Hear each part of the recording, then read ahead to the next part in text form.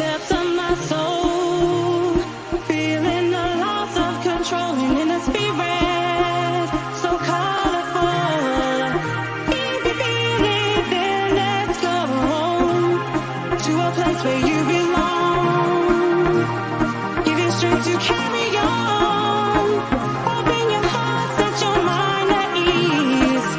Live your life and you'll be free. We're gonna rise, rise, rise. Keep on rising, rise, rise, rise.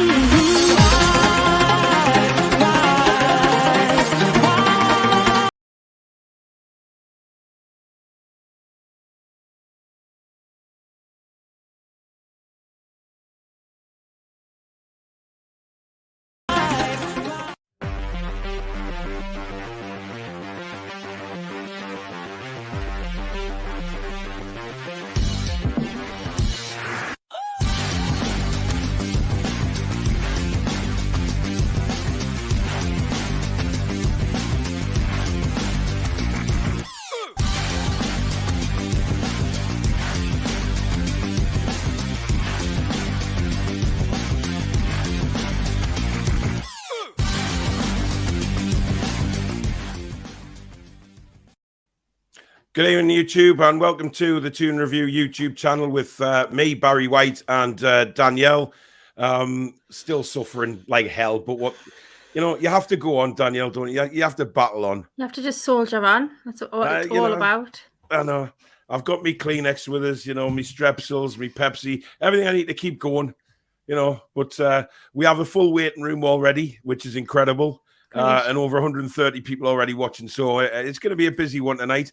But before we bring any guests in, Danielle, I'm going to give the floor to you for a Danielle rant, because obviously you've been very angry today over the last couple of days, and I just want you to get it off your chest now before any comments come in that you don't really like, or you might kill somebody or someone. Just a bit of therapy, Danielle. I need therapy. I need therapy. I've needed therapy for the last 39 years with this football club. To tell you something now, like we're back to being a banter club. Yep. A stupid, pathetic banter club. We've got all this money. We've got, this big grand takeover, and we've still got Steve Sodden-Bruce. I mean, for God's sake, we've got John Joe Shelby, a petulant child. Like, that's all you can say about him. We've got Lascelles and Bloomin' Hayden fighting each other. When is enough going to be enough? Like, and I'm being really serious. It's gross misconduct, and they need to get out of our club now. Like, it's toxic, and no wonder. I was thinking about this today about when we're going to get a new manager. No wonder we can't get a bloody manager because all the drama that surrounds our club all the time. Like, enough's enough. And I'm a bit frustrated with Amanda and Jamie and everybody else, because this should have been sorted out. Priority number one, and to talk about how much money we've got and all the rest of it, and it's just a massive mess. And I'm sick of the whole situation. Like, if this doesn't change now, we are going to be relegated very soon, and it's too late. Like, that's how I felt today, to be honest. When I did that video earlier on today. If you haven't seen it, please go and watch it after the show. Regarding the bust up, and I feel exactly the same as you, Danielle. I think these owners need to realize that the manager we have at the minute is not the face of Newcastle United Football Club, should not be the face of it at all in any way. The players' frustrations are building up. Now, what they did, having a bust up, is wrong, especially the captain. He's not my captain, to be fair, but he is the captain of the football club, whether we like it or not. And that sort of shit shouldn't happen. No, it shouldn't happen. It shouldn't happen. Especially with Isaac Hayden as well. It shouldn't. And I think yes, we talk about saying, they've just come in the door, this and that. Listen, I'm not going to criticize anybody. They haven't had a chance to breathe yet. But their main priority now has to be a manager of this football team, because, like you say, we go nowhere but down. The performances, they couldn't even rise to the occasion on Sunday. They did it for 15 minutes, and then that was it. They couldn't even rise to the atmosphere that was in that ground, which really pissed me off. If that can't motivate you, I mean, for God's sake, like, I actually thought, and I was stupid to think it. I was thinking, oh my God, like, you know, this is 12th man is now awake and, you know, and it is, you know, getting behind this team and we're going to win this. And then again, Brucey Ball kicks in and I just think like, come on and do something because, you know, people are looking at you as an ownership group and saying, is this acceptable in your football club? Because it looks like it is and it's not. Something needs to happen. It needs to happen now. Simple. Definitely. Just before we bring the guests on, I'd just like to reiterate again, from the Toon Review family, sending all our love and thoughts and prayers to the guy who had the cardiac arrest in the ground on Sunday. I'm led to believe that he's up now and he's recovering well, which is fantastic news. So continue well on your recovery, and we hope to see you back at St James's Park very soon. So sending your family all our love and prayers. So stay healthy and keep going. Right, let's bring some guests on. We got Brian, we've got Tom, we've got Jason. Who else we got in there? We've got Andy, we've got Dominic, Billy, and Cesare. Hello.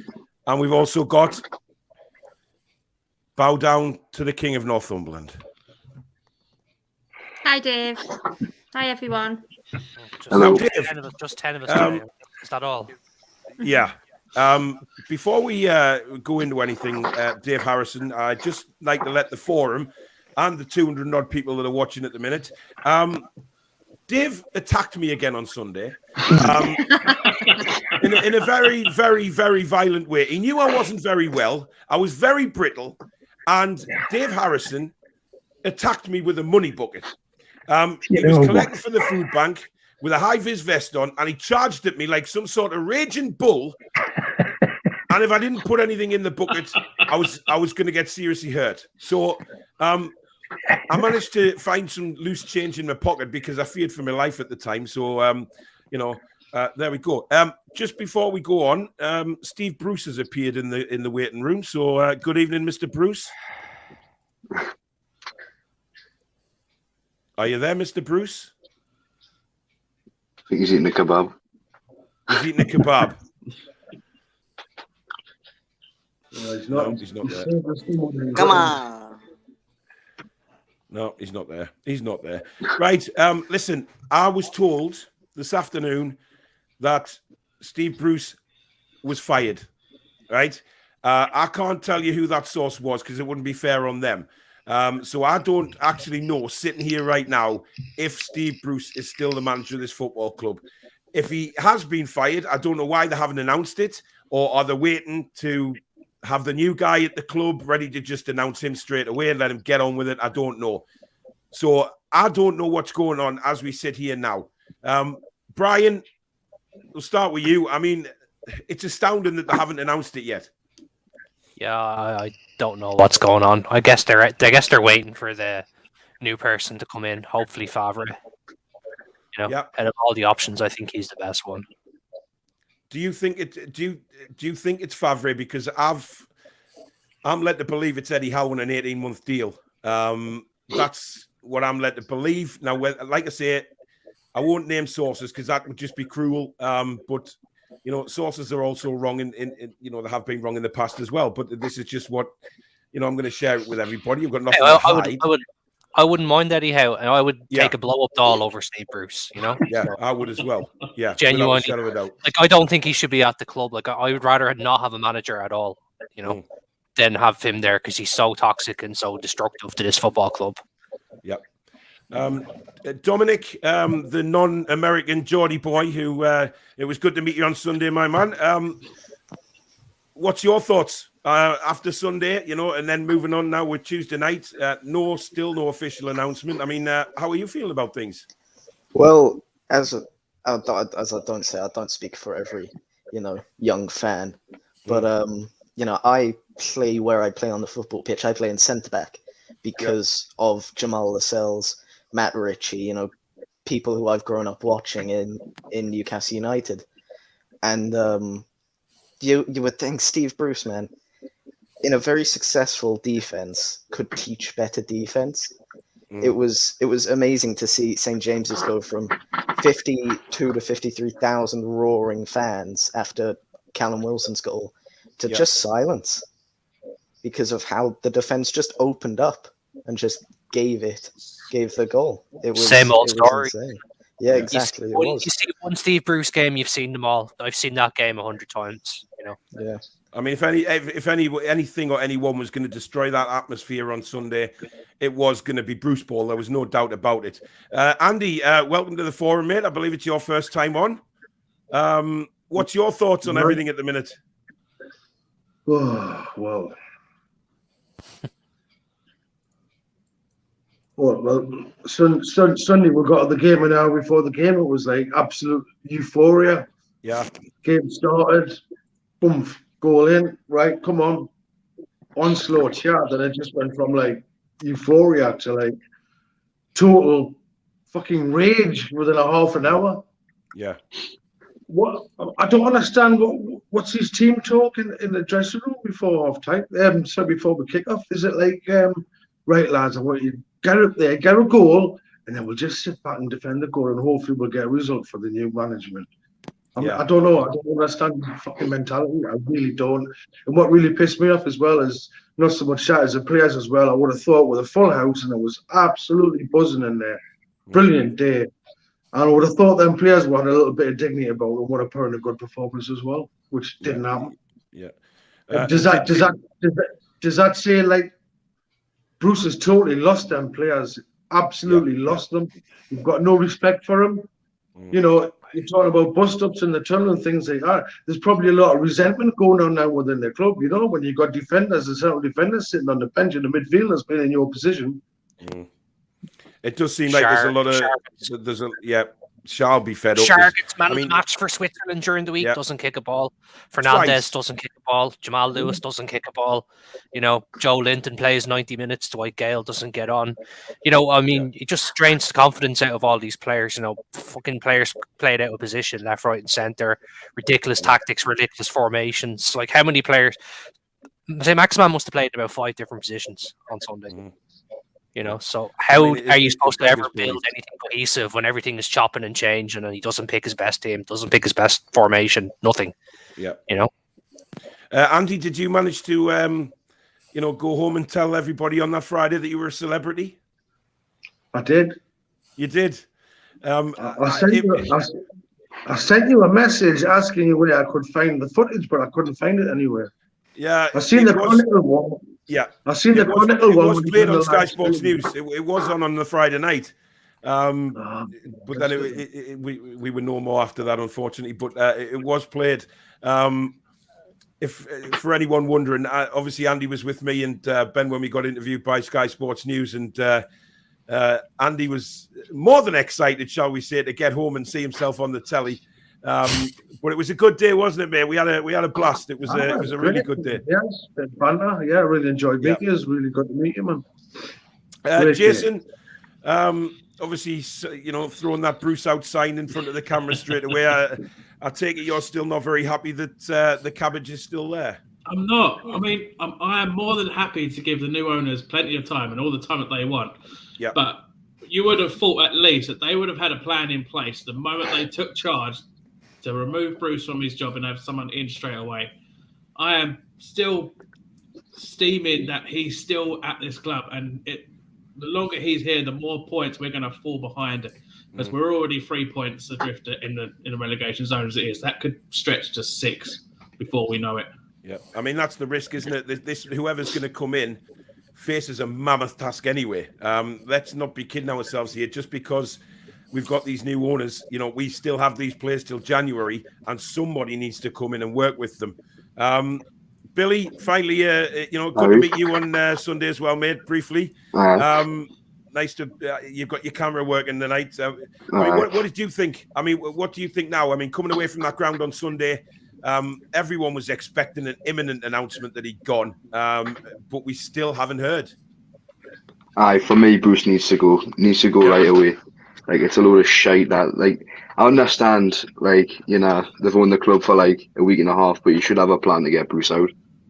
Like, I don't know why he's still at this club. He needs to go, because we've got massive games coming up. If we don't win like 2 or 3 of these, we're going to be, it's going to be hard to come back from it. Like, so.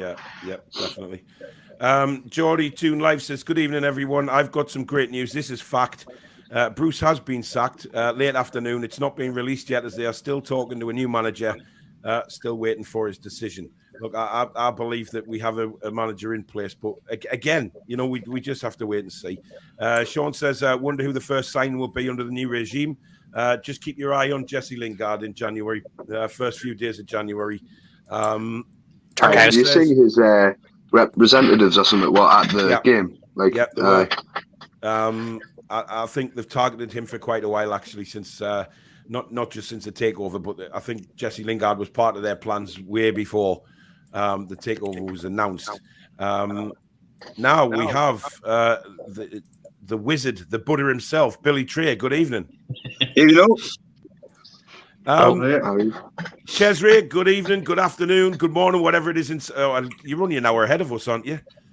In South Africa. Hi, Danielle. How's everyone else? Yeah, we're good. What's your feelings? I mean, has Newcastle United been big news over there? Yeah, definitely. Well, especially within the WhatsApp group of these, I think we are up to 57 at the moment. Everybody's pissing about, upset, and things like that. But there's so much to unpack. There is having to worry about things like the other clubs with sponsorship deals. Yeah. There is Bruce still being there. I do actually think that I've also heard that he's gone, but I won't believe it until it happens. It's like a takeover, isn't it? Yeah, exactly.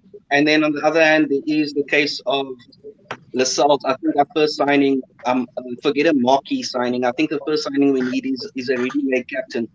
And I know that we'll go to a bit, but I think that's the first thing we need.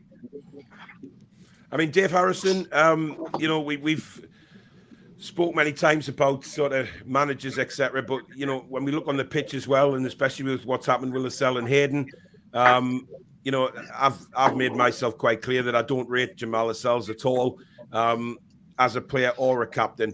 But when you look at that, you look at the squad and you think, who is a captain in there? People say Matt Ritchie, but has he realistically got long left at the club? You know, with it, you know, it just, there's no leader there. Yeah, well, his performances have been terrible. I mean, I know he's not a left back, but his set pieces, free kicks, corners, I mean, they've been diabolical, quite frankly. But Dave, where do you go? I mean, where do you look for a leader off the pitches, on the pitch as well? Well, you're right, Paul. I think that we were saying on Sunday when we were chatting that there's no direction in the club at the minute. Bruce hasn't got the players on his side. It's clear. Yeah. I think in some ways you'd be sort of happy that the players were angry with each other because they would be frustrated. But it's clearly what was said in the report that it was as much about Bruce's tactics as one or two of them not playing well. It happens every match and every game up and down the country. I mean, just obviously it comes out a bit more with us. So in some ways, I'm not so upset about the fact that they've got that passion. But you're absolutely right. Where do you look for a leader on the pitch? I would have said Wilson, but he's not fit enough long enough. I wouldn't have thought. The rest of them, not a chance. I think the only one would be Ritchie. But as we've said, he's not good enough where he is. He's just not. He's not a defender in any shape or form, and he must be frustrated. So he still screams and shouts. I think the first 7 or 8 minutes he'd spoken to 2/3 of the team and given them a rollicking. So he's clearly a motivator, but he needs to be back in his proper position for him to do that. Where he is, he's just getting lost. Yeah, and it's, as we've said, it's the old. We've said it dozens of times. It's square pegs and round holes. It's got to stop. It really has. And Billy, sorry, Billy. When we talking about the bus stop, is Lascelles, we know the bus stop was over Bruce and over tactics, etc. Is Jamal Lascelles taking Bruce's side, and that's why the player certainly, Isaac Hayden being one of the senior members has sort of had a go at Lascelles back, saying how can you possibly say this or that is working? Is that why they're falling out? Is it coming to that now that the players, just don't believe in this man anymore, and Lascelles as captain has kind of got to stick up for his manager? He's had kind of disagreements with Shelby though in the past, hasn't he? And Shelby's Bruce was number one protagonist, so I'm not sure that's the way. I honestly can't think why them two have had an argument, because from the outside, it looks like them two should be pissing in the same pot. I mean, they're both frustrated figures, cutting frustrated figures. Two of the probably most caring players about how we're getting on. But they're cutting frustrated. I think they're both frustrated with Steve Bruce. If it was like Shelby, he'd been fine with. You could see, but I'm not sure what the fight was over. I honestly don't know. Maybe as captain, Lascelles feels he has to stick up for his manager, but I'm pretty certain that he doesn't feel that way himself. So, yeah, it's a bizarre situation. And Danielle, you mentioned Banter Club at the start. I mean, this is just what other clubs are looking for, isn't it? Especially our, nearest and dearest rivals down the road. The euphoria of the takeover nearly 2 weeks ago now, and then we come crashing back down to earth now, and it's sort of same old shit behind the scenes, and people are laughing at us, aren't they? Yeah, everyone's laughing at me. I think the media are loving it. I saw a particular channel on YouTube last night with a girl that presented from Bolton making a joke about she attended the Spurs game on Sunday and made a joke about the team lineup, saying that she doesn't see Mbappe in there, and had a little laugh to herself. Yeah, like I think I don't know in terms of what the plans are for manager, whether it is Eddie Howe, but whoever it is, this isn't the plan starting. This is an emergency move to keep us up. I don't think this big plan that they've got can start until we are securely in the league and are safe. So whoever, if it is Eddie Howe, it'll be interim, maybe 18 months to see we through to the end of next season before someone of nothing against Eddie Howe, but someone of a bigger name, because who's going to touch the club? So people like Conte, it's not going to come to a club like ours right now, because it's an embarrassment. But if you look at it another way, if Eddie Howe gets an 18-month deal, he comes in, he saves us this season, and then he does well the next season with a bit more money. Does he get the job full time? Does he get another contract? I think that's how you sell it to him, isn't it? So I think George Colcom yesterday was talking about the kind of worries that the consortium had about getting a short-term manager in, a decent one, because a lot of what we would call, I don't even know if you can call them decent managers. I don't know anymore, really. I don't know what to believe and what not to believe anymore. But it's who's going to take a short-term deal at the end of the season. Do we sell it to say, do well and this is your project? Or do we say, I just don't know what the right answer is, and I suppose they don't, which is why it's taken so long to make this call. But Brian, we need someone. Abigail makes a point here, Brian. Gary Neville seems to be upset that the owners are mistreating Bruce. How exactly is that? By not putting him out of his misery, and more to the point, our misery. I mean, I don't know whether you saw Gary Neville's points, but on Monday Night Football last night, I mean, Gary Neville was very astute, I thought, when he was at the last game at St James's Park, when he spoke about this club needs to take over, this club can get back there. He's obviously not going to badmouth Steve Bruce. But I think his wording of saying mistreating, I think that's a bit over the top. Obviously they've spoken to Steve Bruce behind the scenes, so Steve Bruce will know exactly where he stands, and I think he would have known where he stands from the word go. But he's been told to keep his gob shut, obviously. But it's getting a little bit pathetic with people saying, it's abuse, and if it was a different walk of life, it would be an HR job for mistreatment and stuff like that. He can leave anytime he wants. Yeah. No one's fucking forcing him to stay here. He's got enough money, Yep. I mean, he's not going to, is he, Jace? He's not going to go. He's not going to give up on this 8 million quid, is he? No. He's not moving anywhere. He's a local lad. It's a team that he supports. All this bullshit that keeps going on. He keeps saying he ain't moving. Just to go back to the last point, what we need is a manager who can build a foundation. What we need is Rafa Benitez. We had a foundation built. We had very solid defense defensively. We had players who were improving, who were being well coached. That's what we need right now. You know, For me, I'd say we need a manager who can rebuild the club. 2 seconds, Billy. Go on, Andy. And good squad. Oh shit, sorry. Go ahead. What did you say, Andy? Never said anything. I thought you were talking. Well, shut up then. What did you say, Billy? I was just agreeing. Sorry. What did you say, Billy? I said I reckon we should get someone in who can rebuild the squad. Yeah. Who would that be, though? Who would Get some who would decent be players, that? and then once 4 years, look at him. Yeah. Who is the man, though? Nah, that's the thing. The thing with Howe is maybe Howe. The thing with Howe though is maybe he only wants a short-term contract because he doesn't like moving north, does he? We've seen him at Burnley getting homesick. We've seen him turn down Celtic because it was too far north. He's a South Coast boy, and I don't think he wants to move up north permanently. So maybe he only wants it a short-term thing. Maybe he only wants it till the end of the season. Yeah, they should get Favre. Favre is the man to get, and he plays brilliant football. He does play good football. The only thing that worries me about Favre is he has a history with St. Maximin. St. Maximin shoot that down. No? Yeah, he did. However, he still picked St. Maximin every single week. So I don't think there's a mega issue to worry about there. I agree with you, Brian. I think Favre would be fantastic. He certainly looks like a guy who will not take any shit, who will go in that dressing room and will get rid of any big-headed or whatever is going on in that dressing room and actually get the team together. And if just need someone who can sort the defense. We're conceding too many goals. We cannot defend. Anytime anyone puts any pressure on us, we concede. Like after 10 minutes, as soon as Spurs start pinging the ball around, everyone's like, I'm sure everyone at the ground was the same, but I was like, yeah, they're going to score.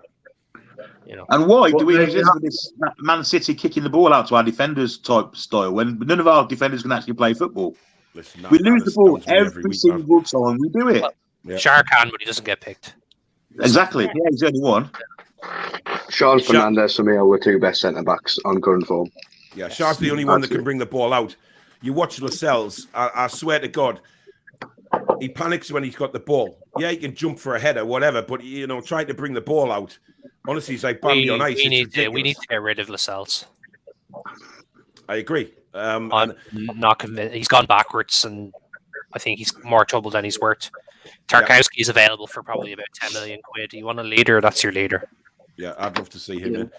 Luke says, do you think when Bruce gets sacked, there'll be a party at St. James's Park like the takeover? No. It's not in the same league, to be honest. It's relief. For me, I'll be like, oh, thank God he's finally fucking gone. Yeah, there's one dark cloud still hanging over St. James's Park, which is Steve Bruce. Andy, who would be you like to see come in? Well, just going back to what you were talking about, bringing a manager for a short term, who would want to come in short term? Because ultimately, we want a manager, we need a manager who's going to be in for the long term, who can rebuild right from the foundation upwards and stay with it, So short term, I'm not really sure. I'm not sure about how, to be honest with you. Really? No. Okay. I think he's a good manager. Neil White in the comments. I think you got them relegated last season. Yeah, I know. Yeah, but every manager's got relegated at some point and sacked and things like that. We haven't got to worry about that. Jurgen Klopp was at Mainz and did absolutely shite, but look at where he is now.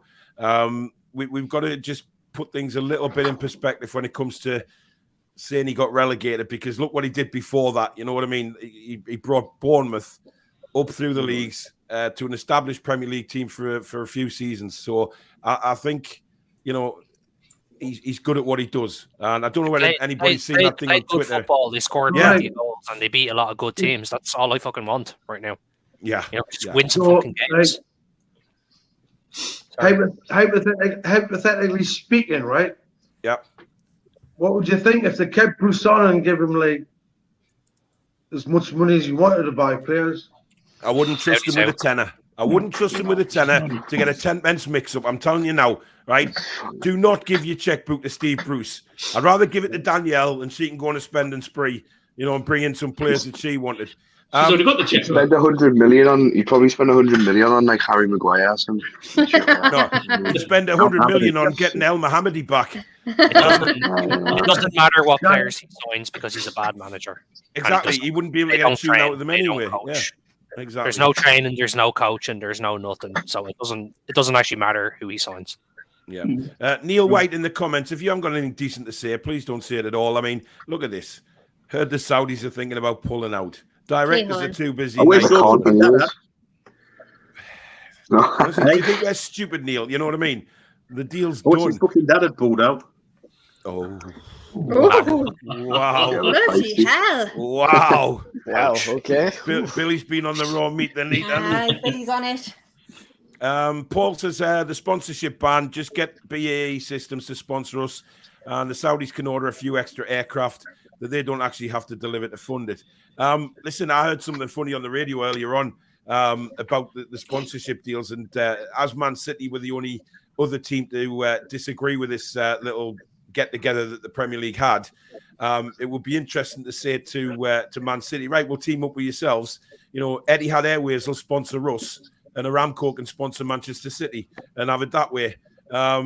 So you can stick your sponsorship right up where the sun don't shine, which I thought was quite funny. They sort of combining with Manchester City with sponsorship deals, which seemed a dream only 2 weeks ago, where we could maybe get, somewhere like Pound Stretcher as our sponsors, and now we're looking at Aramco and things like that. It's incredible. Brian says, I think it's Eddie Howe as well. I just hope it's someone that can take the team by the scruff of the neck and get them playing.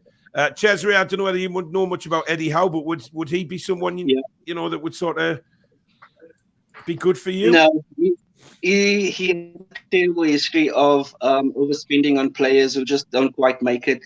I know what you're saying about it doesn't really matter if he has had a relegation, but somebody that I would go for is Rangnick. He checks all the boxes. He's been a director of football. He's been a manager. He's the brains behind our so if he's in as a manager until another manager comes in, he can just step up in the director of football. Problem solved. Yeah, it's a decent shout. Musical Magpie says, which players need to take the blame for poor performances? Well, every single one of them, really. I mean, Maximan, fair enough. He's doing it all. I mean, Joe Linton was absolute shite on Sunday. Apart from his work rate, I thought his work rate was fantastic. His effort was fantastic. Yeah. But when it all boils down to his first minimum, gosh. Yeah. And he lost the ball. I didn't understand the tactic of every time Darlow got the ball, let's kick it up to Joe Linton. The guy couldn't hold a basketball, never mind a football, and he was losing it all the time. And then when Fraser comes on, he plays Fraser in the middle of the park and thinks, right, let's punt the ball up to Ryan Fraser. I'm sure he can do well, being 5'6". I mean, what is that all about? Billy Watts, tell me what that was about. He's fucking... Our team's as useful as Steve Bruce's diet. I swear to God, man. Fucking shite. Like, I don't know why you try to get Ryan Fraser to head the ball when he's 5'6". Like, I know Lascelles is hopeless, but why not get Lascelles or something? You know what I mean? Well, why not take Joe Linton off at half time and put Fraser on the left-hand side? Give us a bit of hope. Play Maxi on the right, play on the left Fraser, and put some freaking crosses in for Callum Wilson. And then he brings Callum Wilson off. He doesn't put another striker on. He puts Maxi up front. Who doesn't like playing as well? There? His subs are too late as well. Like, he makes subs in like the 70th minute, and that one we could be like, I don't know, two goals down. He'll bring on he's daft, man. But his subs don't change the game. He does not. Subs do not impact the game at all. And I think that's what pisses a lot of fans off as well when they're sitting there watching and think, right, fair enough, Callum Wilson can't play 90 minutes because he's been out for a while. So Dwight Gale's sitting there and he doesn't put him on again. I mean, for me, it's because of that bus stuff. Exactly. This is Steve Bruce being I think that's Dominic, what did you... Go on, Andy. Everything that could have gone wrong on Sunday went wrong. Did he shelve his red card as well? No, don't get me started on that twat. I tell you, right? That one on Sunday for Shelvey, that was typical John Joe Shelvey, the first yellow card, kicking out because Ndombele had made him look like a fool on the touchline. He totally beat him inside out. He was away, breaking away, and he chops him down, kicks out. The second one, did he take it for the team because he knew that Reguilon was going in to score? I mean, would it have mattered? Would it have really mattered had Reguilon gone in and scored? No, it wouldn't. So now he's going to be out. He's going to be out again. And I'm just pissed off with the attitude of John Joe Shelvey because we kind of need him in the middle of the park. And I never thought I'd say that, but we need somebody like Shelvey in the middle of the park to create a few chances. And now he's missing again. I mean, Dominic, what was your thoughts of Shelvey? Well, I thought that second tackle, that was definitely taking one for the team. Yeah. It had to be done. It doesn't matter if you're 9-0 down. Stopping a goal at the end of the day. Yeah. But yeah, that first tackle was, I think, normal Shelvey. I think we've seen that sort of work from him since the championship. So, it's expected. But what was it? The 86th minute?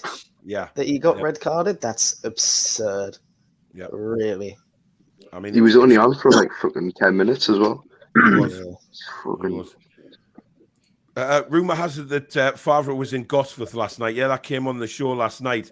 Whether to believe that or not, I don't know. Bless him, John Sinclair earlier on was getting excited because he'd seen pictures of Eddie Howe on Twitter. So I had to inform him that was from 2016 and a very sunny summer's day in Bournemouth. It certainly wasn't a summer's day here in Newcastle. So unfortunately, you had to put him right on that. But you always get this with the possibility of new managers. You get, all these people with sightings and photoshops and things like that coming onto it. And we just have to wait. Unfortunately, it's a waiting game again for us Newcastle fans. But I can't believe how long it's dragging on for.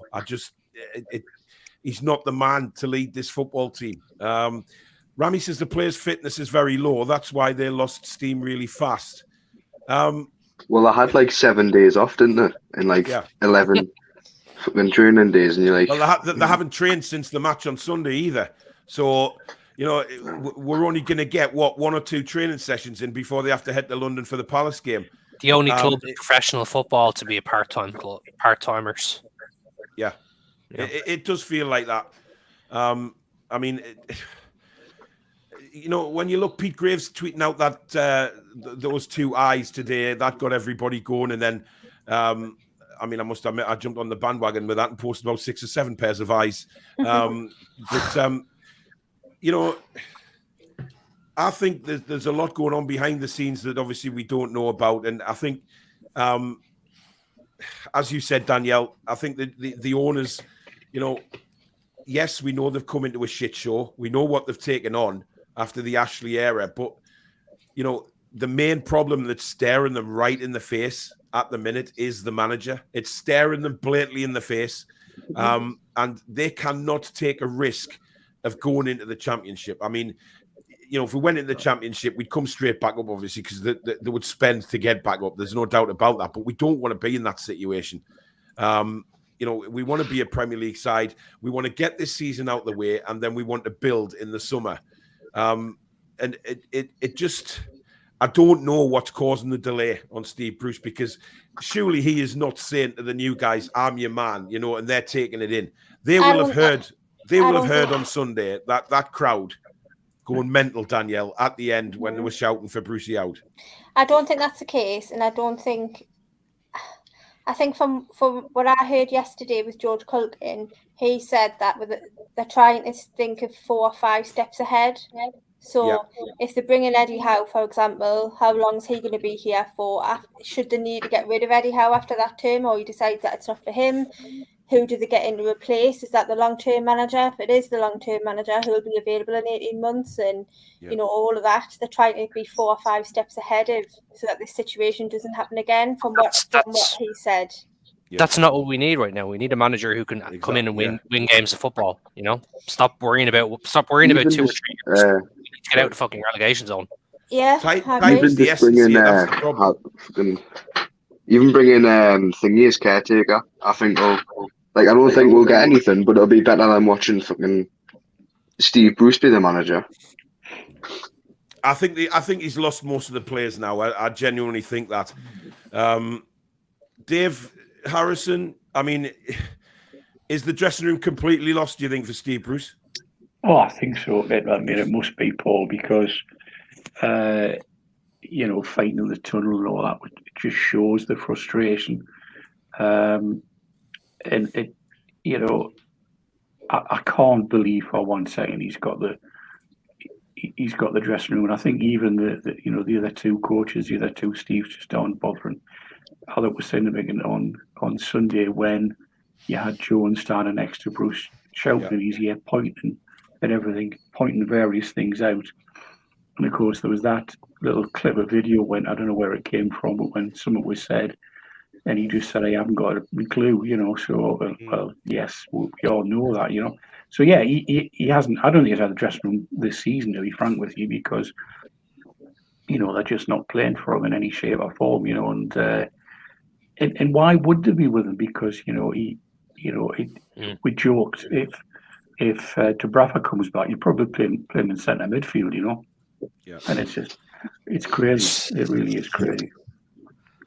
I mean, so yes, he's lost the dressing room. I would say there's no doubt about it.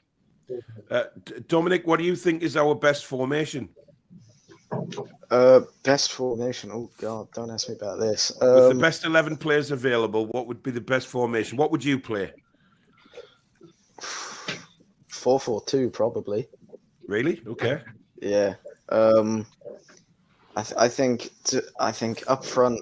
I know I've been Joe Linton's probably biggest fan from his term at Newcastle. Sorry, say that again.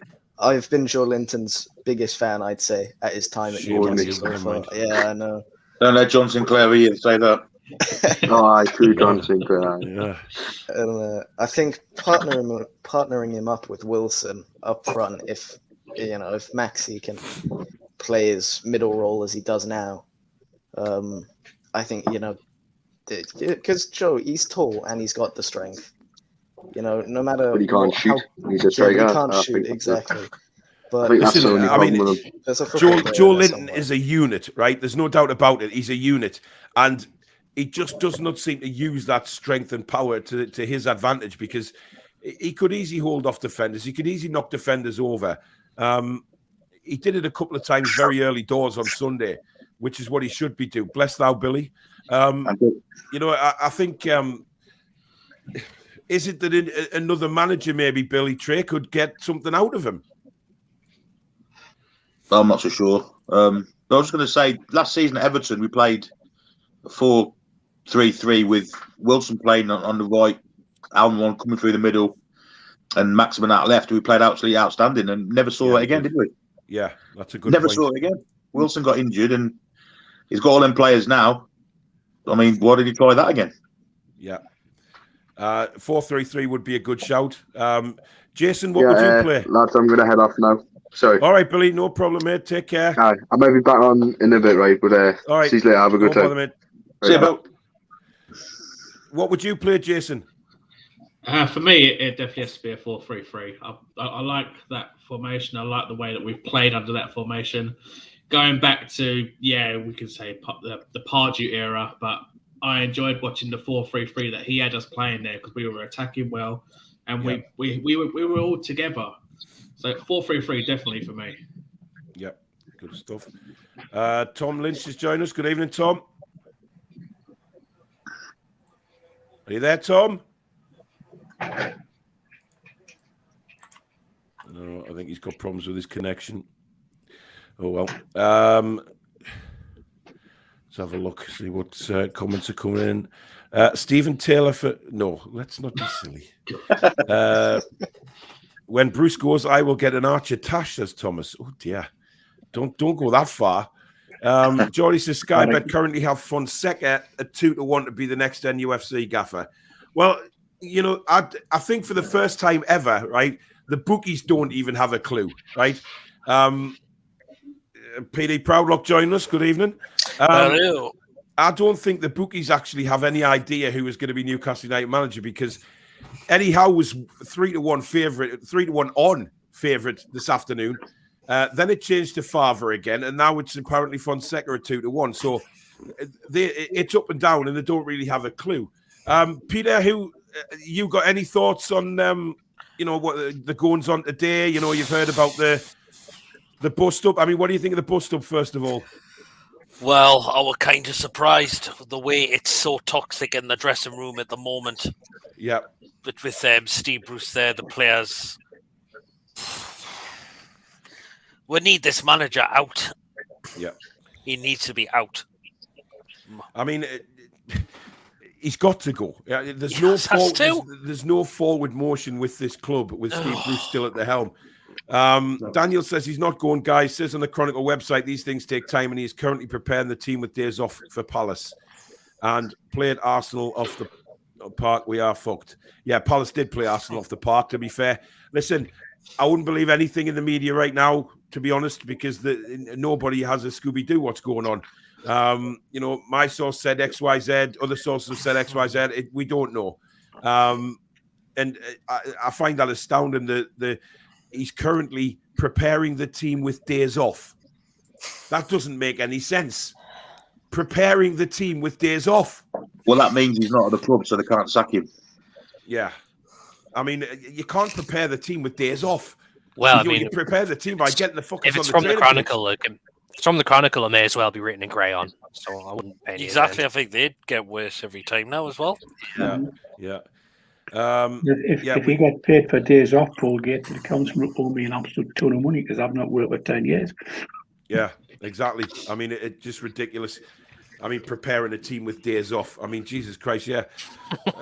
I heard Callum Wilson was in a gym somewhere today. So, I mean, that's how bad the training ground must be, that he's going to one of these popular gyms to train instead of his own training ground. It's just utter disgrace. You'd think with the players that they'd actually want to train more, so they'd ring up Jones or something and ask him to take training for him whilst Bruce is nowhere near the training ground at all. Yeah. Sorry, guys, the comments have skipped again. I do apologise. Guys, if you are enjoying the show so far, there's over 350 watching at the minute, so please do smash the like button for me.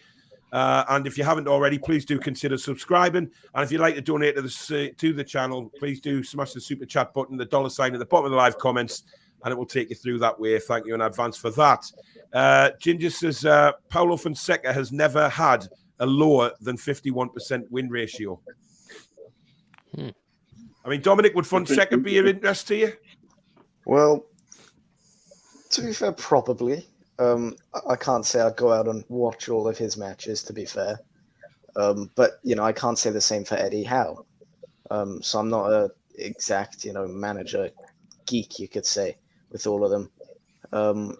But yeah, definitely. Anyone but, the Cabbage currently. But I think a player like Eddie Howe, because he has played with Matt Ritchie, Wilson as well. Yeah. And I think maybe that bit of connection, because currently it's just Newcastle. We're not Newcastle United with the Bruce in and all that. And I think we just need that little bit of connection. And then maybe we might actually, on my 20th birthday in 3 years' time, might actually win a match. Yeah, it would be nice. I've forgotten what it freaking feels like. Joshua says, where's Roberto Martinez right now? I'd put him at the helm, no question. Not for me. Look, you talk to Everton fans about Martinez. They couldn't wait to see the back of him, to be honest. And, he's on a good thing at Belgium with the players he has available, but he hasn't won anything with that Belgian side either. So you have to question that. Martinez, for me, probably not. If it was before the takeover, maybe. But not now. And I don't think he'd leave his post as Belgian manager, to be honest. Not right now. Kevin says, Favre, 23 years in management. Check his status. He's won now. Can you explain anyone why Favre? Anybody want to answer that? Better than Bruce. Yeah, I was going to say the same thing. This is what I mean, and this is why I was getting a bit frustrated this afternoon, because I just think we're getting a bit ahead of ourselves here. Like, I really do. I feel like we need to just get ourselves steady and safe, and then think about building. I really don't think we should be thinking about, we're going to get this best manager in the world There's no reason why a best manager in the world will come to this club right now. It needs to be steadied, and we need someone to do that. Yeah. I understand the excitement, the richest club in the world. It doesn't mean that we're going to spend like the richest club in the world initially. I actually agree 110% with that, because I think, since the takeover, it's going to be crazy as to sort of, big name players and managers and things like that. We need to see this season out first. We need to be safe in the Premier League. We need that status to be in place come the summer, and then we will see proper building of this football club from the summer. Well, it just takes a time, and you haven't got much of that at the moment in terms of getting this cabbage out of our club. We need him out now so that we can start to see. I mean, how many games we've got left? 30 games, maybe. We've got to play City twice. We've got to play Man United again. We've got to play, all of that. We haven't got a lot to play with here, so we need to move quickly. Yeah, you look at the fixtures we've got in December, right? December, we cannot have a manager like Steve Bruce in place come December with those fixtures that we have to play, because if we need to scrape as many points as we can out of those games in December, because this is the problem. If we sit back and wait and just let Bruce go on and on and on, come Christmas time, when the January transfer window opens, we could be adrift at the bottom of the table, and we know what it's like in the Premier League.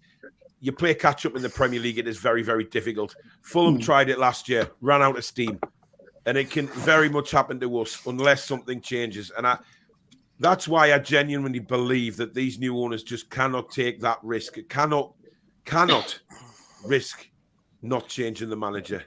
He'll be gone before Palace. I'm certain of it. Any other situation is just, it's beyond comprehension. How can he possibly be in the dugout for Saturday? You have to ask serious questions. You have to ask serious questions of them. It's like, do you guys actually know what the fuck you're doing? If you have all the money in the world, it doesn't matter if you don't know what you're doing. Well, a lot of people have said that, haven't they? A lot of people have commented saying, "Oh, these guys don't know anything about football. They don't know how things work." They will have people alongside them who have been in the game and who know football. I'm under no illusions about that. Phil Foden's agent's there with Amanda. Is one of our advisors, and somebody else that I don't. So they will have football people there. Yeah. I think the director of football is a must. I think that is something that they are genuinely looking at as well. But I think that will take time, because the guy who comes in director of football is going to have a hell of a job on his hands, because the football inside of this club just needs completely revamped from top to bottom, and that is a big job. Not just the first team. The director of football will be responsible for a lot of things. It'll be okay, lads and lass. We'll wake up. It'll be tomorrow afternoon. New manager will be announced. They'll even issue a statement. They'll explain why it took so long. Wait and see.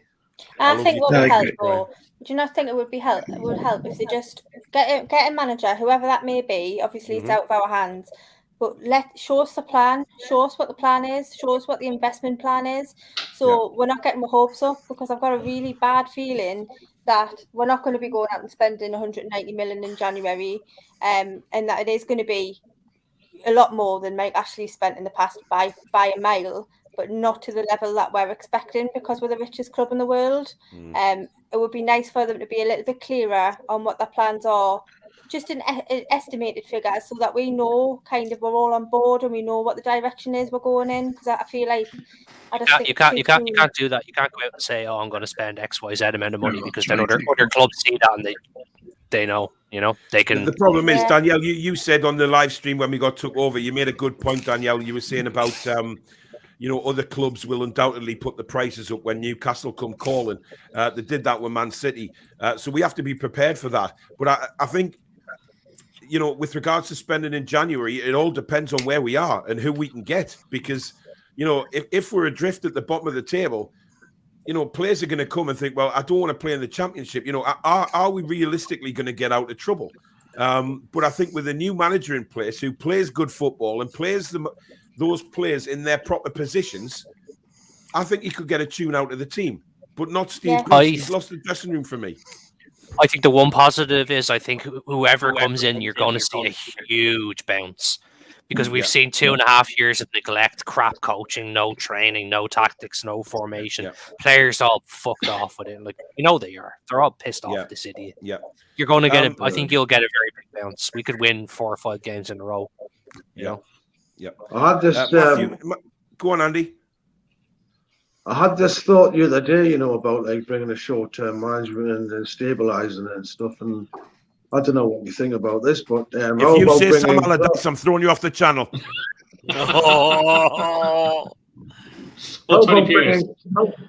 How about bringing Clarkley and Carver in?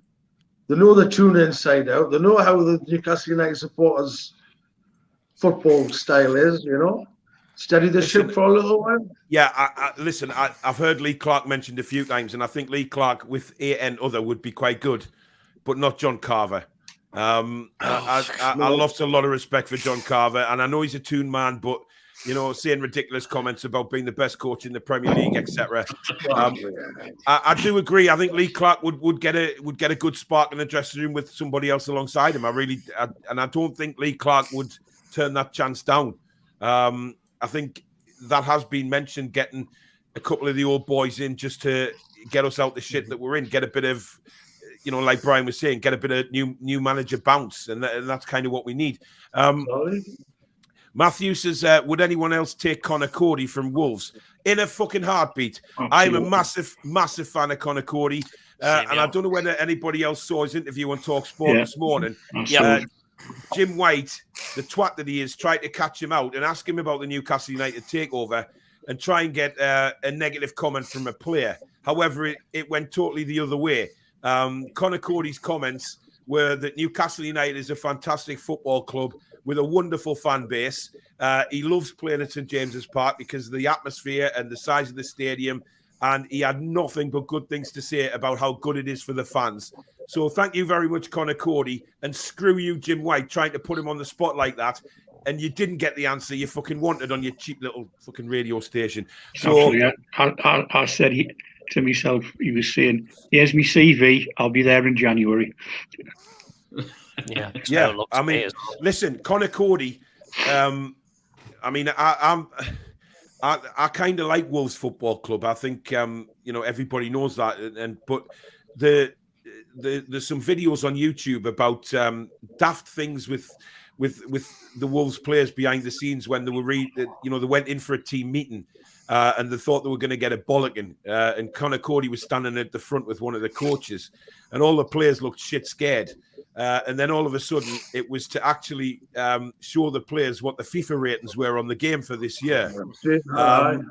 And the way Connor Cody went about that was just, something daft like that. It was just brilliant to see a captain doing that with his, and all the guys, all the rest of the team joined in.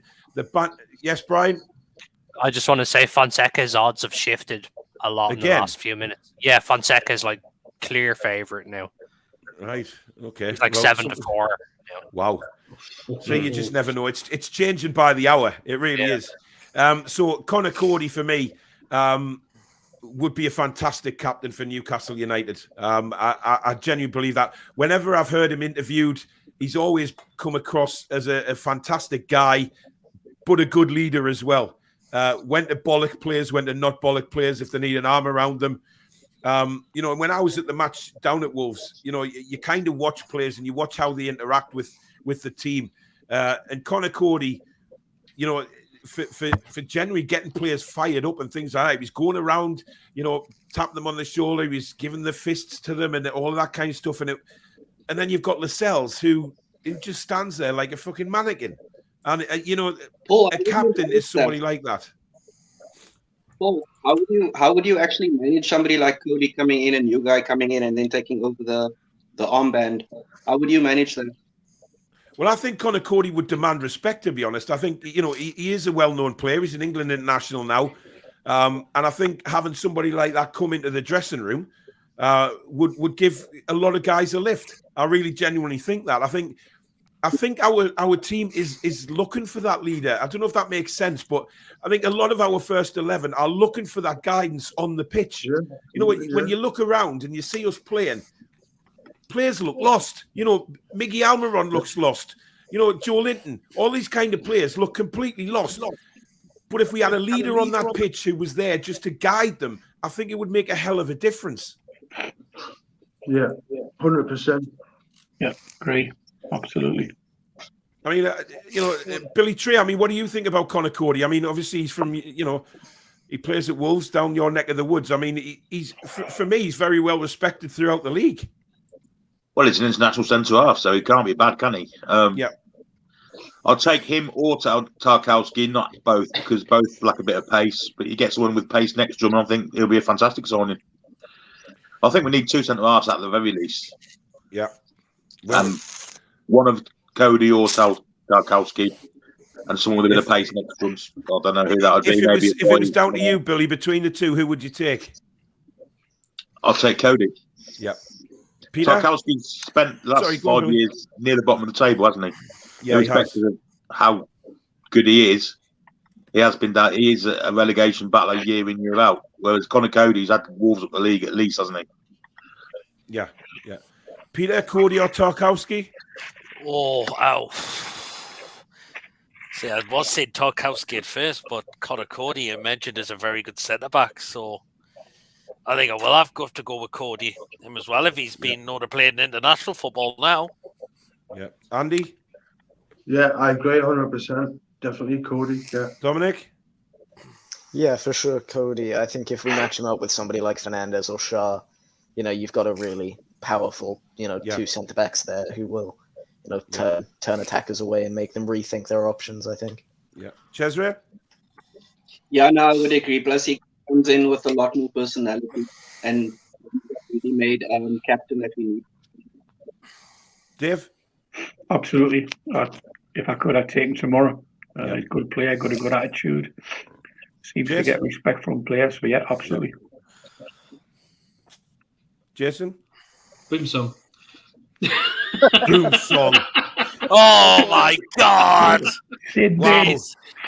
Get Titus Bramble back. I knew you'd say that, Brian. Oh. Jesus. No, I'd definitely take Conor Cody. It definitely shape up the back line. Brian? Yeah, absolutely. Get him in. Him and Tarkowski. They're both better than what we have. Fuck it, get them both. Yeah. Danielle? Yeah. Cody for me, all day long, every day. Right, well, get Amanda to get you that checkbook and go and get him in January. Sick of waiting, man. Sick of waiting. And I mean, Billy, I think you mentioned pace before there, and obviously, if we have two central defenders who are really switched onto the game and at the top of the game, is pace really that vital back there in the centre back positions? And I'm only saying that if we get players around them who are very pacey, like a defensive midfielder who will do the running and the tackling, like Hayden used to. I don't know what's happened to Isaac Hayden, but he just doesn't tackle anymore. He's been bruised. Yeah. No coaching, no tactics, no nothing. All the players are. Is there any player under Bruce who's better since he's come in? The only one who hasn't been bruised is Javi Manquillo. Yeah, that's it. Yeah. I mean, we may as well look at the team and see where we need strengthening. I think we need strengthened right down the spine of the team because I think our midfield is absolutely dreadful. And I think, Tottenham loved playing against us on Sunday because they just knocked the ball around like we weren't there. It was embarrassing. See the space and Dembele had for that first goal. Oh, my God. I mean, what was Lascelles doing for that, by the way? Standing watching him for about 10 seconds? And then Dembele... Let bring the ball down as well, didn't he? Yeah. The first thing, he let the bring the ball down. Didn't get anywhere near him. And Dembele is standing on the edge of the box and he's thinking, nobody's coming out to me here. I'm just going to have a pot. And why not? Beautiful shot into the top bins. It was a brilliant finish. But God almighty, Lascelles is 4 yards away from him. It is embarrassing. But if you look at the midfield, we clearly need somebody in that engine room. Now, who is out there that we could maybe go for? Tielemans, yeah. Yeah, we're not getting him. Not yet, anyway. What about James Maddison? He's not that kind of player. He's a creative player. He doesn't get his foot in much. Yeah, but we need creativity as well, don't we? So, I'm looking at least two midfielders, one creative. Ward-Prowse is a brilliant shout. Yeah. Ward-Prowse. We need somebody that can pick a lock, basically, and play that through ball. Because one thing I did notice again on Sunday, and I've said this before, especially in the first half, Callum Wilson making fantastic runs. Peter, we've got echoes again. Oh, sorry. Bless him. I know. You need a new bloody headset, man. Your headset's needed. Callum Wilson was making those runs, right? And Peter was still getting it. Turn your echometer off. He was making runs, okay? And, he was making brilliant runs, but he wasn't being picked out. The through ball wasn't coming, and it was frustrating him. Yeah, Brian? I need to go to bed. I'm up at 5. So all right, matey, no problem.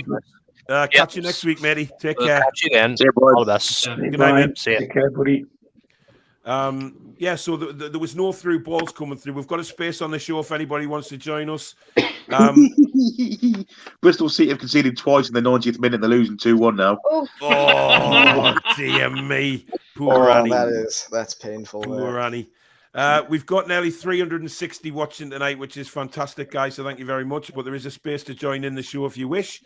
So who if you had to sign a sort of midfielder who was going to do the dog leg work at the back and help out if we didn't have a pacey centre-back pairing, is there anybody springs to mind for you guys on the defensive side of things who could win the ball and then just play it simple, just win the ball, do the hard work, and then lay it off to the more influential players moving forward?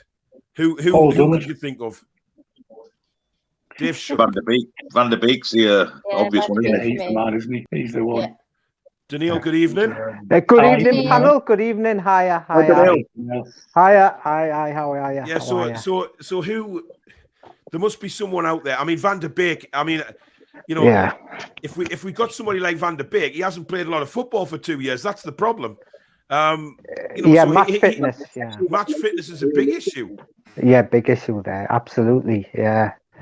But just what you guys were saying earlier in terms of midfield, it is like it is a soft centre we've got there at the moment. Yeah. So softer than whatever you get in a milk tray, isn't it? Really, it's like one of them. It's like one of them chocolate eclair sweets. You know, when you bite it, and the caramel just falls out. Yeah, the cream eggs. Yeah, cream eggs. That's basically what it is. We're a cream egg midfield. Yeah, but we need. I mean, as I say, I don't know what the hell's happened to Isaac Hayden. He's just not putting his foot. Yeah, he doesn't look interested, and you could say that about a lot of them, to be honest. And for Isaac Hayden, he's put a lot into this football club. He, personally wise as well. He had the issue about needing to go back down south, back home, but he didn't. He stayed and signed a new contract, and he was one of our best players. And now, I just think he's fed up with what he's been asked to do, and a lot of the players are fed up because it's not their natural game. And you can't. Yes, they've got to take a bit of responsibility, but when they're not playing in their natural positions in the natural game, everything's going to suffer. Absolutely. Now, moving. Obviously, we need another striker. Who would we go for? I'd go for Calvert-Lewin, actually. I've just signed him on FIFA. That's not realistic, though, is it? It's not going to let him go. Maybe someone like Divock Origi. Yeah, Origi's been mentioned before. They were talking about Icardi from PSG. But I think with Icardi, Icardi comes with a ton of baggage. Let's say that. I mean, I don't know whether you know what's going on with Icardi at the minute. His wife's his agent, and he's been playing away from home, shall we say? So she's left him, and so there's all sorts of problems with Mauro Icardi. Now, Mauro Icardi actually met his current wife because he pinched her off a teammate when he was in Milan. So. He's not very well, shall we say? He's not a committed man, shall we say? But I just, I think you get a lot of baggage with him. I mean, is there anybody else around Europe that stands out for you? I mean, we're not just Premier League. We can look into Europe. I would say Sorry, Billy? Osimhen at Napoli, he's a good player, powerful, sense forward. Oh, yeah, that one, yeah. Chesry, who did you say? I would pay the odds for Haaland. I don't see why we can't get him. That he's the Premier League. Haaland, I think, would be maybe a few years down the line, but I could see him eventually coming.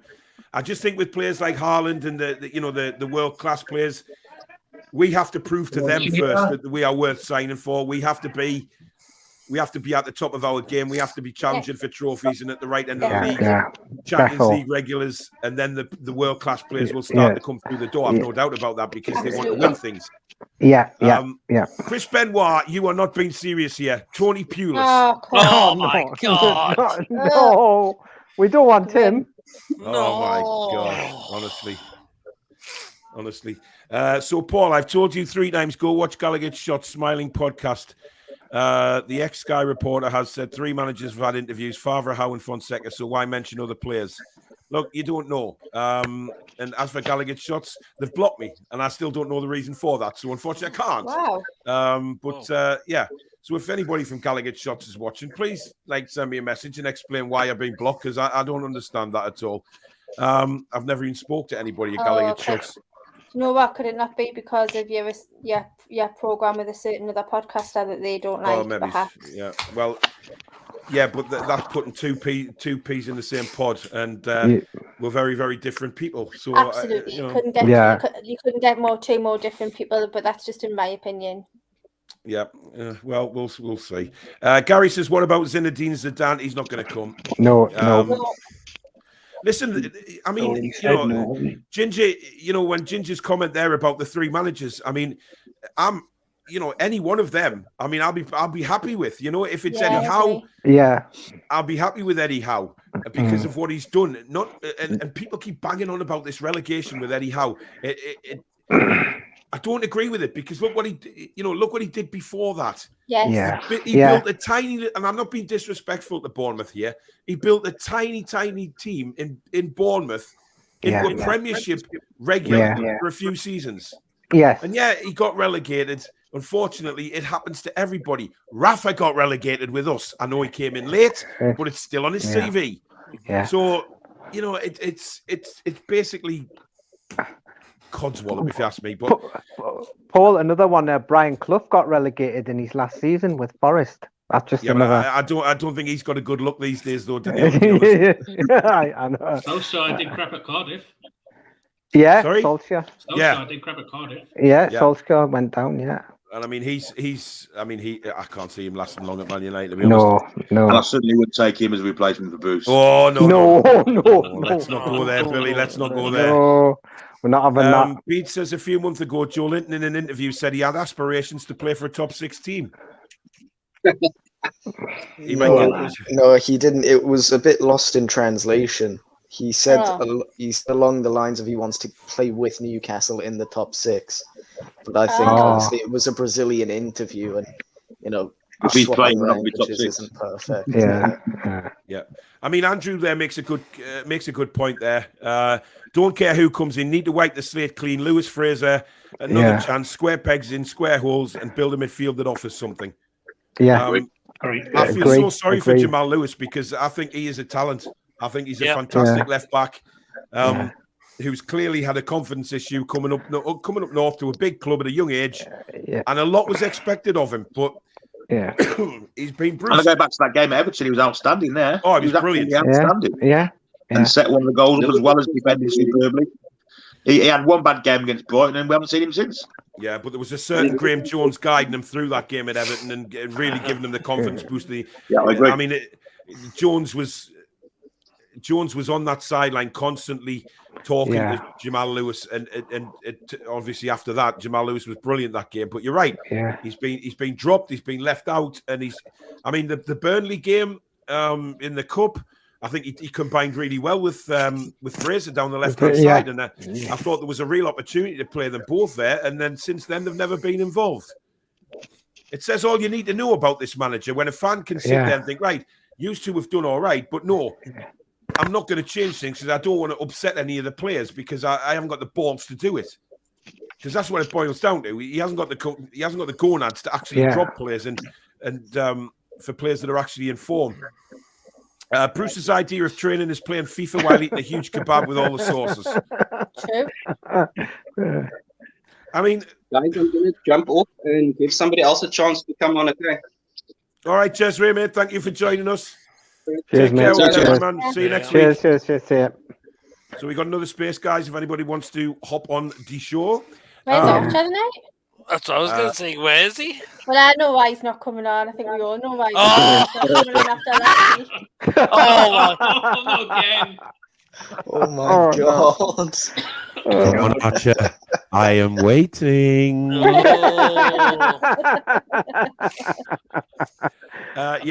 He was very quiet on Sunday, I thought, Archer, at the match. I don't know. He was very quiet. I think all his birthday celebrations and takeover celebrations slightly got to him a little bit, bless him. Hang on a minute. Here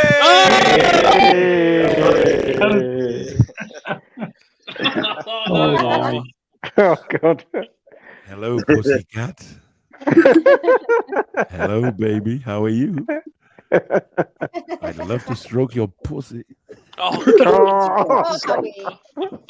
Not Monday. Archer, good evening. Good evening. What's your thoughts on everything going on at the minute, mate? Oh, it's just gone downhill, isn't it? Yeah. With Hayden and Lascelles fighting, that's an absolute joke. Do you think Lascelles? Hello. Sorry, I need to get away, buddy, because I've got to be up at 5:30 for work in the morning. But you're going to watch Babe Station. I know where you're going, Andy.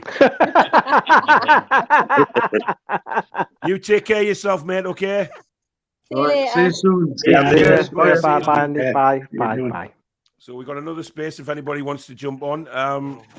No chippers tonight. No, he's working. Unfortunately, Kevin says, "Why not? We say give it to Steve Harmo. He's had managerial experience, and he was at the game with Dummett on Sunday, inside info and all that. Be better shout than Eddie fucking Howe," says Kevin. To be fair, I've just done Steve's as managers. Yeah. We've had bad luck with Steve. Anybody called Steve as manager? That's why. I'm sick of it. No. Kick that one out. Yes. Tom Lynch, I know you're trying to get in, mate, but unfortunately, you just keep disappearing. I think you've got an internet problem somewhere along the line. Gary says, I personally think that the NUFC players, when they argue, I think they're trying to say to Bruce, we need somebody with more passion. So on the panel, what do you guys think? I mean, we mentioned this earlier on when we were talking about the actual bust-up. And, Danielle, I mean, what's your thoughts on Lascelles now? Do you think, as the club captain, is he right to do what he did? No. So what would you do? Tell him the truth. That's what I would do. Mind you, I'm still I'm really subdued tonight. I'm in a mood still from Sunday. Like, I feel like I've come crashing down to earth. But I really do feel like I've come crashing down to earth after Sunday. I really, really have. Yeah, we all do. And I just think it's always, Lascelles is always involved. It's not his first time that this has happened. He's meant to be setting an example to the other players, and whether he should be sticking up for Bruce or not, technically as the captain, you could argue either way, really. But I just think for him to kind of dictate or stick up for anyone right now, he's got no reason to say anything to anyone, has he, really? From his performance on Sunday, he was an absolute disgrace. Yeah. So, like I said the other day, I'd keep two of them, the rest of them would go. I'd go through that dressing room. I don't know about anybody else, but I think we should get in touch with Amanda Staveley and send Danielle into that dressing room. But the thing is, as a businesswoman, like, it's now her reputation on the line with this behaviour. Like, you can't be seen to be putting up with this crap. Like, and I just 100%. think, I don't know the answers. I don't know who's the right manager, but I know it's not Steve Bruce. So we need to get him out now before we get into a situation we can't get out of, and that's my main concern. Yep, totally agree. Peter, thank you very much for the £5 super chat. I am going to have nightmares after seeing that photo of Archer. Charles, thank you for the 100 kroner, mate. Really appreciate that. Top man. Tom, I know you're desperately trying to get on, mate, but I can't get you on. I don't know what's happening. I think you must have one of the worst broadband connections I've ever seen in the history of man. Yes, this is excellent atmosphere on Sunday. Can't wait to see what the future holds for our club, because under the right manager, with decent players, we can all get behind St James's Park will become a fortress. Absolutely. Yeah. Kevin said, Eddie, go on, Dominic. I do have a question actually for you. With the team, say we sign nobody in January, right? Just we sign nobody. With the right manager, do you think we could stay up with this team currently? Yes. Yes. Yeah. I mean, I've always said all along that I think, regardless of players, I think our best 11 played in the right position and played with the right formation would be able to compete with quite a lot of teams in the Premier League. Obviously, the top boys would probably still beat us. That's just inevitable with the players they have. Yeah. But the rest of them, I think we can compete. Go on, Danielle. Yeah, for me, it's a decision making, isn't it? That's what's the frustrating part. Like you were saying, Paul, earlier with the substitutions. Like, what the hell is he doing, man? Like, Joe Linton stays on the pitch with Fraser. Callum Wilson comes off for Fraser. What is happening? Like, who was making this call? He needs to be sacked. If we had somebody in who made correct in tactical decisions on substitutions, we might have had a chance in that game when we went 3-2, We could have. Well, I couldn't agree more, Daniel, because the lads I sit next to in the East Stand, we've done this for ages. Every time, you see somebody stripping off to come on, we see, oh, well, it's got to be so-and-so because he's playing badly. It's never who you think. I mean, it's 8 or 9 of us, I would take him off, and he never does it. And you're right, if you were confident. I think we knew Fraser was coming off, didn't we? We knew Fraser was going to come off. Sorry, Wilson, he wasn't going to last 90 minutes. No way. That's when you see that it's not a striker coming on, your heart sinks, and I'm sick of feeling like that. In a game that was, like Sunday with everybody buzzing like they were, it was a fantastic place to be, and Steve Bruce ruined it for me. He ruined it because I think that I think they're onto him though. I don't know if anyone saw Amanda in yesterday's reaction to the second goal going in for Tottenham, and she kind of just looked at him and went, like, this is as if to say, this is what we're dealing with. So I think that I think they've got his number. I just think that the process of them making the decisions initially. I know they had Man City had the same problem when they had their takeover in terms of getting the right decisions made at the right time. They need to bed in, but this decision needs to come priority above anything. It needs to, for this project. I think you're right. I think we need to remember that we had Ashley for 14 years. We had Bruce for 2. We've had the consortium for what? 12 days, is it altogether? But a serious question's got to be asked regarding Dwight Gale. For one, we know him and Bruce have fallen out. So why did Steve Bruce allow Dwight Gale to sign a 3-year contract? Why was it even offered? Secondly, why is he on the bench when he never used him? It's a waste of a bench space. Exactly. There must be kids in the under-23s that strikers that can come on and cause a bit of damage, or just be even nuisance value. But Dwight Gale is just a waste of a player on the bench. He's obviously doesn't want him. But the question is, why did he agree to sign a 3-year contract? Why did he get? Well, Steve Bruce should have gone into my cast and said, "Look, I don't want him. Let him go. Release him. He's had no contract. Release him." Do you think, though, Billy, it was as much sign him a contract so somebody at a championship side will come in for him and you get a bit more from him because he's on a 3-year deal? Why would a championship side come into a bloke they could have for nothing? Well, exactly. Right. You're absolutely right. But I just wonder whether it was their twisted thinking, "Oh, we'll make it a few more million for him if he's going to." Probably. It possibly was, but if you're a manager of a championship club, you know Dwight Gale's going to be out of contract. You train down for nothing. Just wait. You're absolutely right. Yeah, for nothing. I honestly, genuinely think Bristol City missed a trick not getting Dwight Gale. No, I'm not saying that just because of Annie. I mean, I think Bristol City under Pearson would have been a perfect team for him. Michael, thank you again for the super chat. 130 quid. Thank you so much, mate. Well done, Michael. Nice one. I've been speaking to Michael today behind the scenes. Good one. Nice one.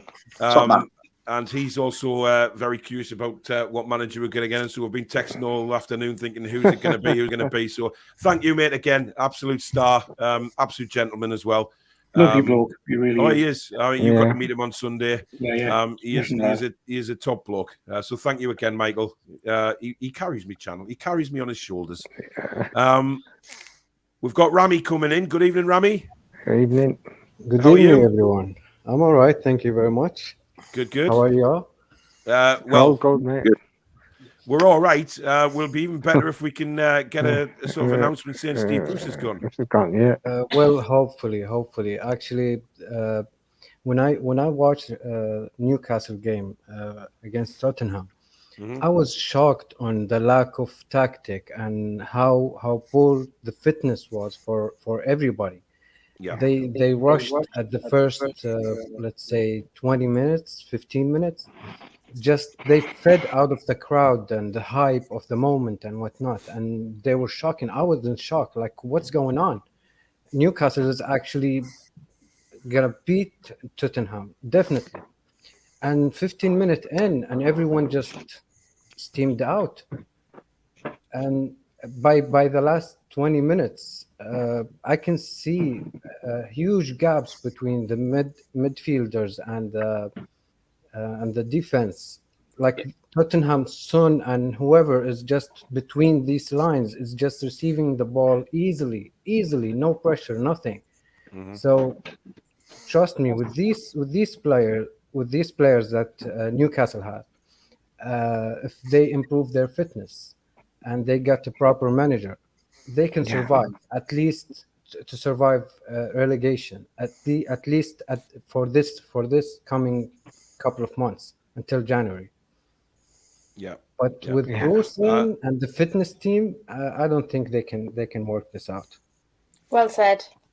Yeah, definitely. Good point. I mean, yeah, spot on. How long do you think they're going to wait, Rami, before they do eventually pull the trigger on him? Okay, as a Saudi, I'll tell you guys this thing. We have a habit. I don't know if it's a healthy habit or not, but we don't have patience for bad coaches. Yeah. We are triggered as soon as we see someone is giving us symptoms of a failure or a bad management. We just kick him out. Yep. So it is a matter of time, yes. But as an investors, I don't think they will just go for rational decisions like that without any replacement or any planning for it. So if they have to wait for a proper manager to come in, we'll have to wait. So you think that's what the delay is? It's just simply just waiting for the go-ahead from whoever they're chasing after now. Once that's all agreed, then Bruce goes. Look, nobody knows Newcastle more than you guys, the fans and the people who lives with this club and breathe this club, and like it's part of your life.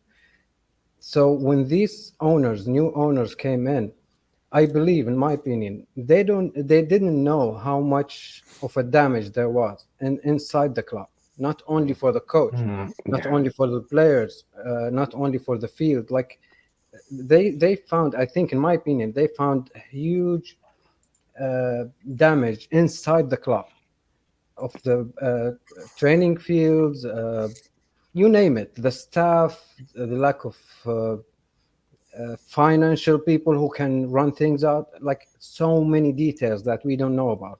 It's not only players and a coach. Yeah. So in my opinion, they have to at least build a structure from inside. Yes, we need to avoid relegation and all of that, but to build something that is very solid, you need to build it from the inside first. Because if you had a manager, or you have proper players or whatever, and the inside is not that good, the whole building will collapse. Yeah. So I think, in my opinion, that just the what we call it, a rumor, not even a rumor, it's a fact, but it's a not accurate fact that Newcastle is the richest club in the world right now. because of whatever the PIF have as 300 billion, which they actually don't have all of that for Newcastle. It's just an investment for all other companies. So people just took it like it's a 300 billion, and we are now the richest. And the expectation is way higher than, because I understand it's a devastation of Mike Ashley and whatnot. Like, we don't need this guy, and suddenly he's off, and we have really rich owners. Yeah.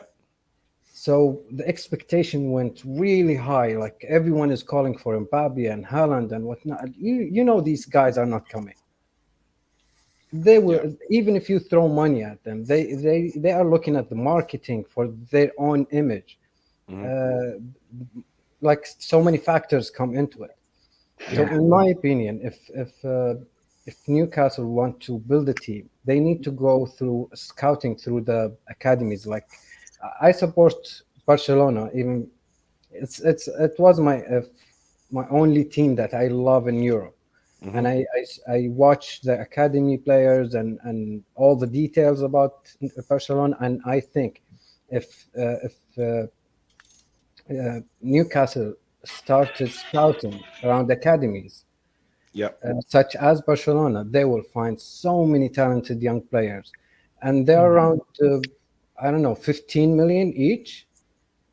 If you have that much of a budget in January and you go for at least 6 of them, just pick really talented young players, 6 of them, and let them train with the team. Let them feel the Newcastle vibe and start loving the team and start building their own. They want to play. They want to play in a team. And if it's a team in the Premier League and they have a future and a plan, trust me, these guys will stick in. So in my opinion, bringing a big name as a player, it's not very helpful. It will all the players in the dressing room will be like, who is this guy who have millions and millions a week? And we barely have, it's gonna affect the other players. It's not gonna be healthy for the dressing room. So in my opinion, it should take time. It's reasonable to take time. I hope they don't rush it. I know it for you guys as a true Newcastle fans, it means a lot for you to stand up again right now and be competing right now. But reasonably, it's not going to happen. I think we understand that. I think we understand that. I think we understand. We're playing from a very weak base at the moment, weak foundation. We need the foundation building before any of this kind of talk happens. I think we understand that. But you're right in certain ways. We are obviously we're really, really happy that PIF have come and taken us away from like the horrible 14 years we suffered with Mike Ashley. But I think we're realistic to know that it's not going to happen overnight. Rome wasn't built in a day.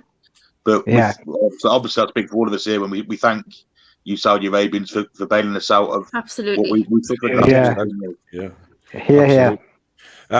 Daniel, thank you very much for the super chat of £4.49, mate. Really appreciate that. Right, we've got about 25 minutes left of the show. So if you are enjoying the show, guys, please do hit the like button. And if you're new to the channel, please don't forget to consider subscribing. And thank you very much for everybody that's super chatted tonight. It's very, very kind of you. I do appreciate that. Andrew says, breaking news, Sky Sports, Eddie Howe is the next manager.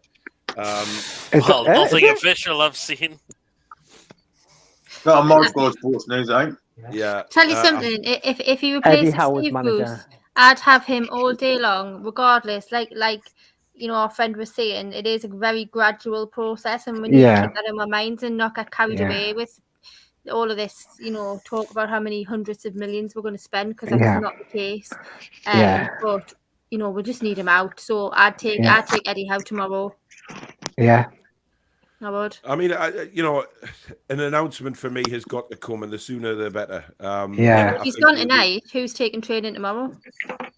Yeah, that's going to be interesting to see who turns up at the training ground tomorrow, because obviously if it's Steve Bruce, is he there to collect his things or is he there to take training? I think, tomorrow morning we'll have an answer. And I think that is what we're all itching to find out. I mean, it's something everybody will be checking for. I mean, Sky Sports will obviously be there tomorrow at the training ground to see who turns up in whose car.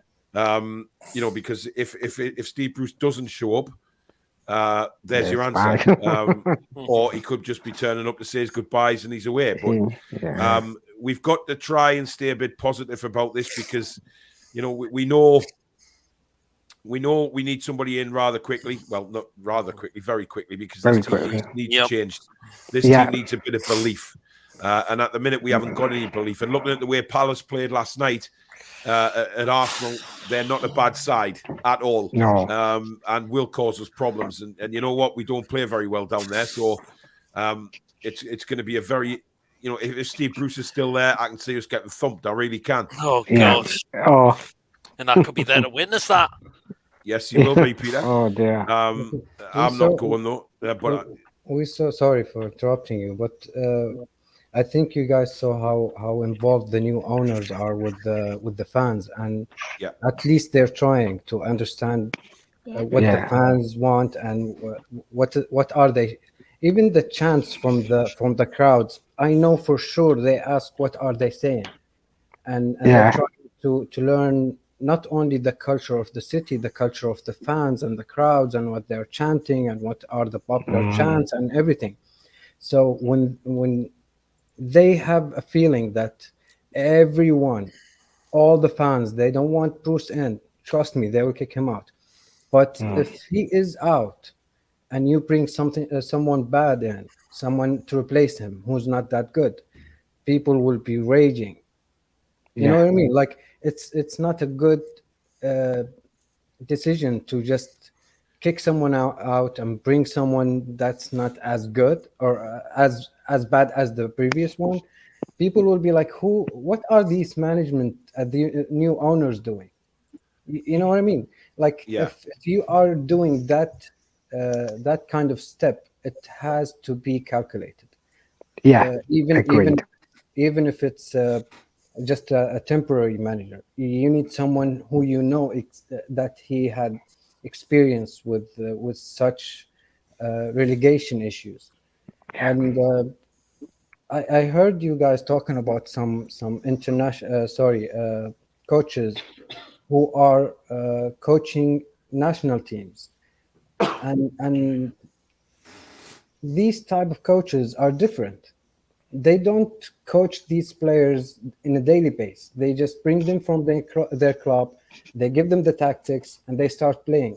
So they don't have the background of coming daily in a daily basis and feeding the players the tactics and teaching them the tactics and like watching their fitness and all these small details. The international coaches or the international teams coaches, they don't have that kind of mentality. They just bring the players in, the players are ready from their own club. They just get the tactics and start playing. They don't have the mentality of building a team. Well, it's certainly new to us. I mean, we've never...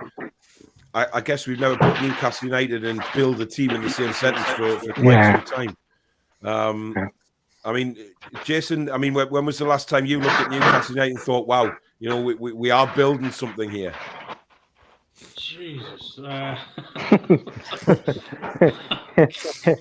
When Keegan came. Keegan, Well, 2002 when Sir Bobby had started building his side, I'd say.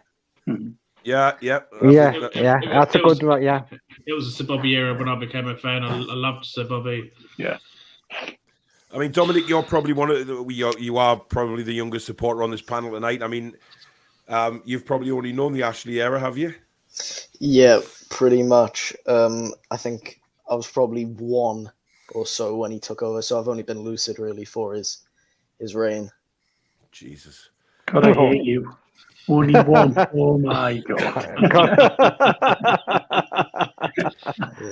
Yeah. Oh, by the way, I want to let everybody know on the panel that His Royal Highness, the King of Northumberland himself, Mr. Harrison. Would anyone like to take a punt on what car this man drives? Oh yeah, Rolls Royce. No, not Aston quite. Aston Martin 007. I'll wish. Go on. Any more guesses? Olsen Cart. Billy, what did you say? Jaguar XJS. Nearly. It is a Got to Jag. say Jaguar then. Dave Harrison is a Jag man. XJ. XJ. You know where they hail from, don't you, Dave? Yeah. Again, bro? You know where Jaguars hail from? Yes, your neck of the woods. Yes, from yours, yeah. Yeah, I do. My sister's brother-in-law Rami, works there. I 2 know. seconds. Rami, thanks for coming on, buddy. Thank you very much for having Thanks, me, Rami. everyone. Thanks, Rami. Really Thanks, Rami. nice Thanks, one. Rami. Thank you very much. Chance to talk to you all. Thank you very much. Yeah, Take nice care, one, my man. Tom. Take care. Yeah. Take care. So that was Rami there. We've got about 20 minutes left of the show now. So thank you, everybody, for your... He spoke sense, likes. though, didn't he? Like, Of course. Yeah. It's nice to get a... I Yeah. think that kind of sort of just kind of puts things in perspective when you get Yeah. somebody from Saudi explaining how, they like to work, and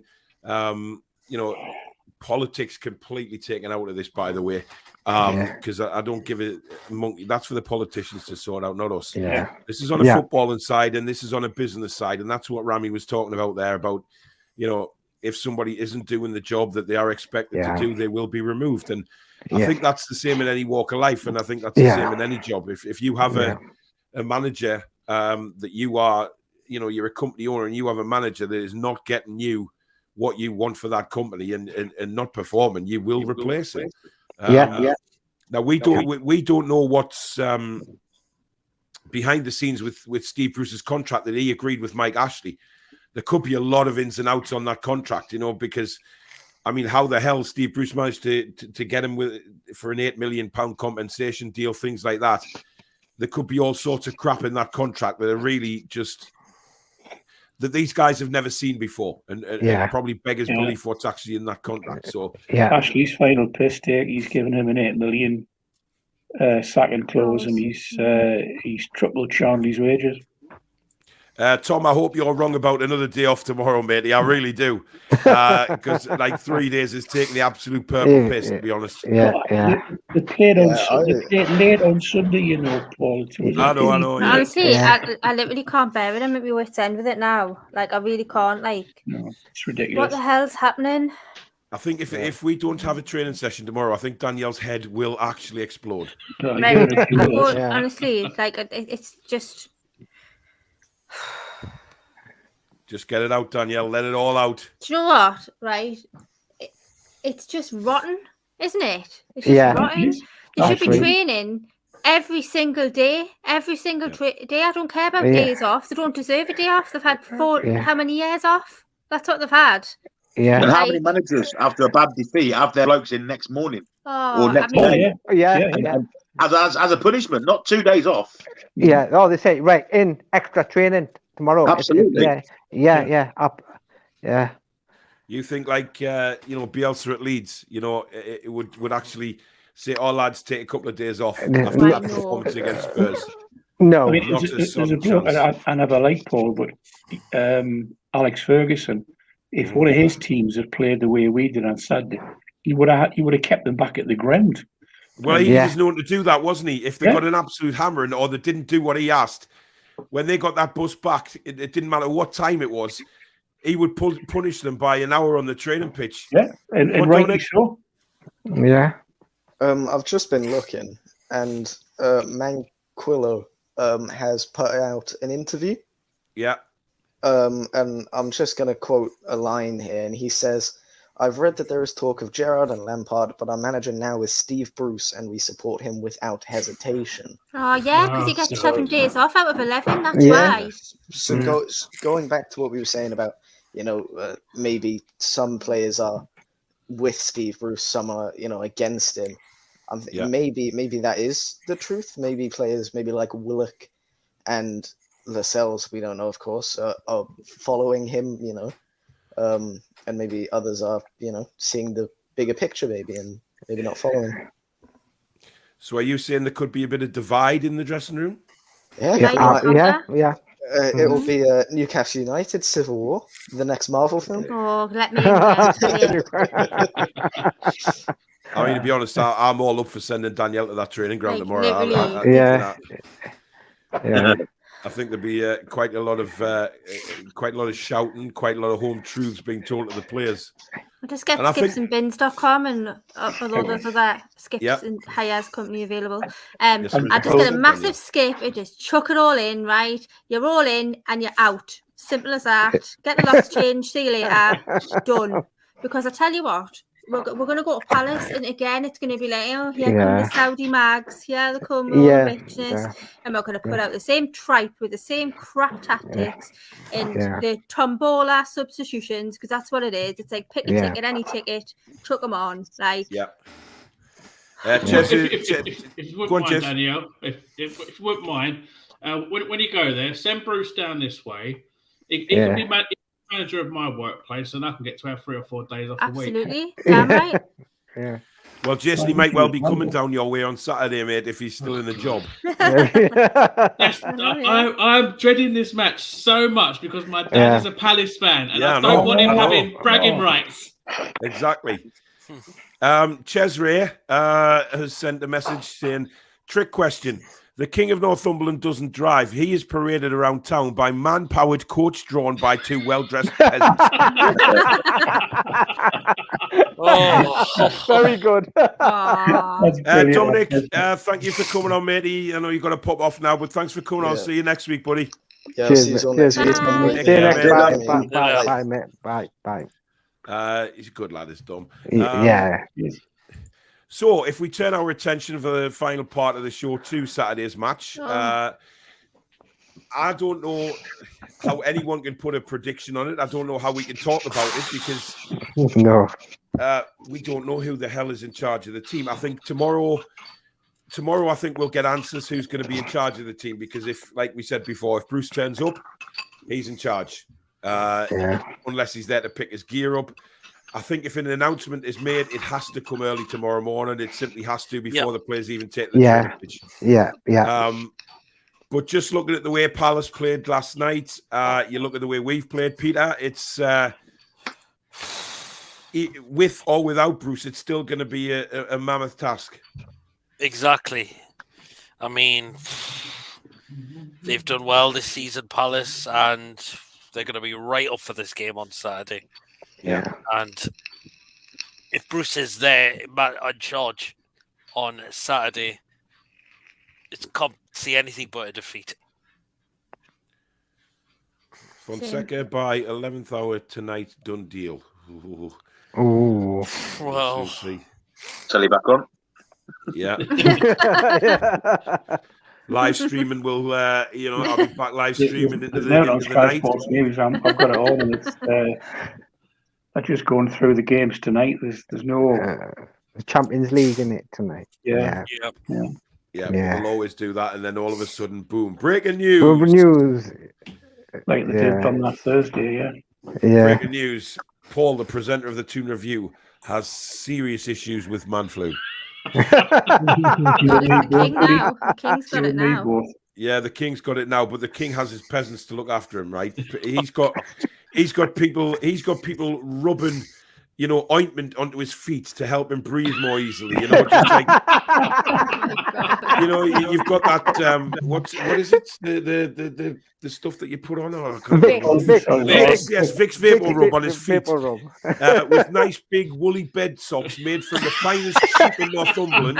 Right? And then you just know that they'll bathe him in the finest soaps around in his massive pool on the East Wing, and then they will simply dress him in the very, very coziest possible terry towel and pajamas. They will then carry him to his bed where they will stand over him through the night, fanning him down with palm trees from the most expensive part of Hawaii. So there is a lot of difference to what he goes through with man flu than what I do. I get a while licking my face in the middle of the night to cool me off. I wish, mate. I wish. Yeah. And then, if he gets a bit, thirsty, they'll tip the water in his mouth. He won't even have to lift the mug. And then they'll be feeding him grapes and sliced oranges for his vitamin C, all that kind of stuff. It's a far cry from the world I live in, Harrison. I tell you that. Happy days. Yeah, something like that. Jason, obviously, you're worried about the match for obvious reasons on Saturday, given that your dad's a Palace fan. Is it? I mean, can you see us genuinely getting anything at the minute as things stand? If he is still here, we're definitely losing. There's no win coming. But I have that feeling that if someone is brought in now or is announced tomorrow, those players are going to have such a huge confidence boost, and we are going to definitely win that game. Yeah. Billy Trey, I mean, obviously, we're still not confident about going into a match, to get 3 points, are we? It's still that kind of, we're on tenterhooks here. But we need, I think, we need clarity. And I know Steve Bruce mentioned that in his post-press conference the other day, that we need clarity. And I think we actually do. I agree with him on that. We need clarity about who is going to be leading this club moving forward. Well, we know it's not going to be him. Yeah, but it's just a matter of time. But I'm just concerned that whoever comes in isn't going to have enough time to get some fitness into the players' legs. Yeah. Palace have way too much legs for us in the middle of the park. Yeah. Like it's Saturday, irrespective of who's managing us. There's no chance, in my opinion, that we're going to know anything but a 2 or 3-0 defeat. Yeah. Archie, what about yourself? I mean, you've seen us. You know how bad we're playing. Is a new manager a necessity for Saturday to get what we mentioned before about that new manager bounce? Well, I hope we do get a manager in by tomorrow or before the game. But if Steve Bruce is still manager, then I think Palace will probably beat us on Saturday. I mean, the problem is there's obviously a lot of problems inside that dressing room, and problems that aren't going to be resolved if Steve Bruce is still there. Because for me, we've got probably the majority of that squad not happy with the way Steve Bruce is conducting things. We go on about the players having days off. They're probably unhappy that they're not training. Why has Callum Wilson gone to a private health club today to train when he plays for a Premier League football team who should have state-of-the-art facilities? Yeah. But why hasn't Steve Bruce said, we need to put a lot of things right before this Palace game. We need to train and train and train. And then if we do that and we lose, then fair enough. We say we've given it a go. But when he's given them 2 days off, we're only going to be training properly for 2 days this week before the Palace game. Yeah. Mm-hmm. So, I mean, Danielle, where's your head thinking for Saturday? Well, to be honest, I can see nothing but a defeat. 2 days preparation does not sort out fitness issues, defensive problems, etc. So, and as for these days off, no, you go in there, you work hard, you put in extra work to make sure, you're right for the next game. 2 days preparation for a game is not enough. It's just, no. It's a joke. It is a joke. It's an absolute joke. Yeah, so I'll resign myself to a defeat, unfortunately. Minus 3 points again. It's for me, it's kind of sad that we have to, we're still looking at getting beat, especially after the euphoria of 2 weeks ago. We're in a very, very sort of dark situation still because this manager is a poison on the club. Yes, absolutely. Danielle, exactly. Somber. That's how it is. It's a somber feeling. We know we've got a wonderful future ahead of us, but we are worried about the here and now. And it's the here and now that is going to dictate where we are in a couple of years' time. Because if we have to go into the championship and come back, that's a longer process. Yeah. And I don't think the new owners will want to be in that situation in the first place. Julie says, Paul's passed it on to me and Dave. I'm sorry, Julie. I really am. I really do apologise. But Dave Harrison deserves all he gets for his abuse with the food bank bucket. I could have been seriously injured on Sunday through Dave Harrison. I mean, but the thing is, he's very clever when he does it. You see, he does it when nobody's looking. Everybody was concentrating on all the music playing and people walking past, and he comes charging at me like a rhino. Harrison. As they say, it all comes in free. So you made a fist, you made a bucket. What's next? Well, exactly. That's what I'm worried about. Never mind. I don't know. I'm only pulling your leg. I know. Tom says cold and flu, vitamin C and zinc tablets. Use them for years. Makes a big difference. Take them from September to April. Bloody hell, I don't know if you should take cold and flu tablets from September to April, mind. No, I think what he's saying is different to avoid cold and flu. Take vitamin C and zinc tablets and get your flu jab. Well, I need a flu jab actually. I've had mine. This is why I'm as bad as I am today, because I've had mine on Saturday. So you see, it wasn't me. It's your bloody flu jab, and you're trying to put the blame on me. I'm very clever. I'm going to get you as well. There's your threat. Sorry, did you just threaten me there? No. Would I? Yes, Do you know what it is? Dave Harrison comes across as this lovely, wonderful, friendly, cuddly little man, but deep down, he's a killer. I love him, really. I love him. Royce says Bruce is the tip of the iceberg. He's just a big part of the mess that Ashley created. Hoping for 4 wins at least before the new year. Let's see. Great show, by the way, lads and lasses. Thank you very much. Well, I mean, that's it for Fan Forum this week. Thoroughly enjoyed it yet again. Thank you to everybody that has come on the show. Really, really appreciate it. Thank you to everybody that super chatted again tonight. And Michael, thank you for your massive donation again. It's incredible. Thank you for the guys that have come on earlier on. Really do appreciate it. Archer. Hello. Thanks for coming on, buddy. Will we be likely to be seeing anything like this again? Can you not give us a bit of notice first? No, I only did that just for the banter.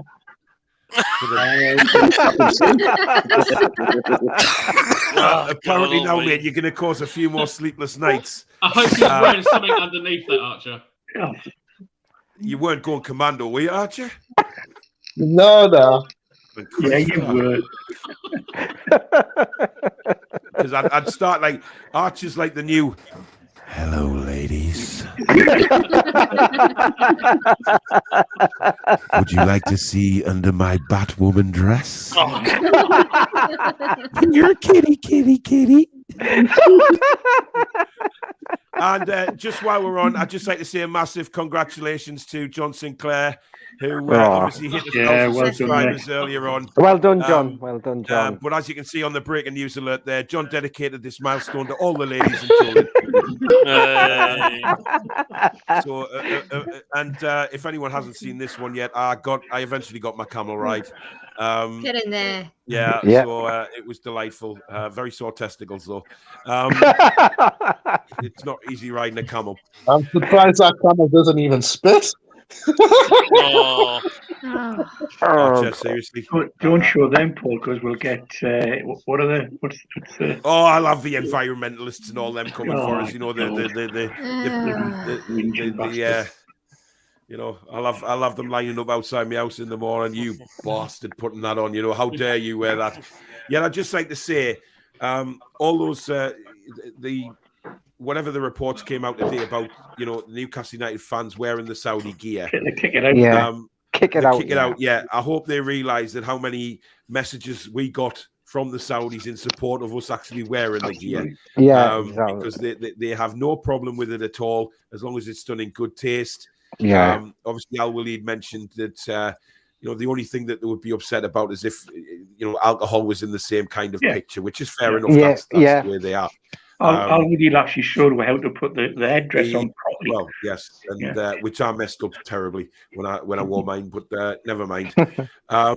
Right, Archer, thank you for coming on, buddy. God knows what picture I'll have of you next week, but have a good week, mate, and I'll speak to you soon. That's fair, Paul. So that was Archer. Danielle, thank you very much for joining in, my man. A pleasure, mate. Now that really the channel is rapidly growing, I'm thinking about extending the StreamYard service in order to get more people on. Because at the minute I can only get 10 people on at once, but if I go to the next level, Yeah. The sky's the limit. I can, you know. Yeah, and, absolutely. I'm actually thinking of a quiz starting soon. Good idea. In a sort of blankety blank format, which should be a good laugh. So that should be coming up in the next few weeks. No, good. And I'm hoping to do a very special Christmas show with a bunch of other lads. But I haven't even started the process of that yet. It's just a thought I've had tonight, but that should be good. But Danielle, thanks for coming on, matey. Anytime, and I'll mate. catch you next week, my man. Yeah, Thank you. yeah. Cheers. Cheers, Danielle. Cheers, guys. Cheers. Bye. Cheers. Yes, Danielle. Peter, enjoy Palace, mate, if you can. I mean, obviously, you'll enjoy it even more for having a new manager, obviously. So we just have to wait and see for that. But thanks for coming on, matey, and I'll speak to you soon, brother. See you later, man. Take it easy. Billy Trey, thank you very much. Pleasure, as always. How did you find your Horseman debut yesterday? It wasn't my debut. I was on about 4 weeks ago. Look, I'm not well. All right. I can't even remember some weekend, never mind bloody 3 weeks, 4 weeks ago, whatever it was. Thoroughly enjoyed it, mate. Brilliant. I had that many strepsils, paracetamol, bloody Lemsips. You sold your man to me, though, mate. You're a credit to our sex. You are. Thank you. I appreciate that, Billy. Right. I'll speak to you soon, buddy. Take care. See you, mate. Man. Hey, Bill. Jason, I really hope for your sake we get 3 points on Saturday, because I don't think you're going to be able to hack the sort of family divide there between Palace and Newcastle. I'll end up ignoring him for a week. What you got coming up on your channel? You got forum after the match? I've got. I might do a little video tomorrow to see, to have a rough idea of realistic signings to bring in. But other than that, Thursday will be my preview video coming out as usual, and then Saturday will be my live stream. Coolly hope. Right, well, take care, mate. Enjoy the rest of your week, buddy. No worries. See you, Jace. And Mr. Harrison, I hope you get over your little flu bug quite quickly. I'll be fine, man. Be fine. You didn't really mention to anybody that you'd had your flu jab, which is why it's probably you're feeling under the weather today. Yeah, well, I'm going to get the sit with you going in first, mate. Behind the scenes on Twitter, in the Twitter, we have a mods group, obviously, for the Toon review, and you and Julie just decided to blame it all on me. Yeah. Fair enough. Listen, mate, you have a good week. If we do sack Steve Bruce, I might ask you to appear on a live stream, but I'll be in touch with you about that. Yeah, obviously, I'd love to. Yeah. Right, No take care, mate. Love to dog. You as well, see Danielle. Take everybody. Good night. So there you go. That was Fan Forum tonight. Danielle, thank you very much for co-hosting again. Been brilliant, and I hope you've got quite a bit off your chest there, and you feel like a weight's been lifted. I feel quite relieved. I feel quite tired. I think I might sleep tonight for the first time in a few nights. And hopefully we'll have some good news tomorrow and we can move forward. Yeah, wouldn't that be nice if you actually got out of bed in the morning and breaking news, and that Steve Bruce is gone. Jason's just sent me a quick remedy down here for the flu. A cup of tea with a shot of whiskey, then sweat the bugger out. Yeah, like loads of layers before you go to bed and just sweat it out. Yeah, that sounds like a plan. Right, you're back with me on Friday for the preview. 2,000 hours. Yes. Hopefully we will have a Palace fan. I think I've got one definite, so a possible other one, but we'll see. But like I say, if anything happens with regards to Steve Bruce, I will do a live stream of celebration because it has to be done, and I'm sure we'll see a big beam in Danielle. They'll be dancing. Yes, they'll probably be dancing, guys. So get ready for that. Yeah. I think we all will. But thank you very much to everybody for tuning into the Fan Forum. Like I say, enjoy the rest of your week. Have a fab time if you're going down to Crystal Palace, but do join us for the preview show on Friday night. And if not, anything happens, we'll catch you before then. But if not, take care, guys. Have a good night. Good night, everyone.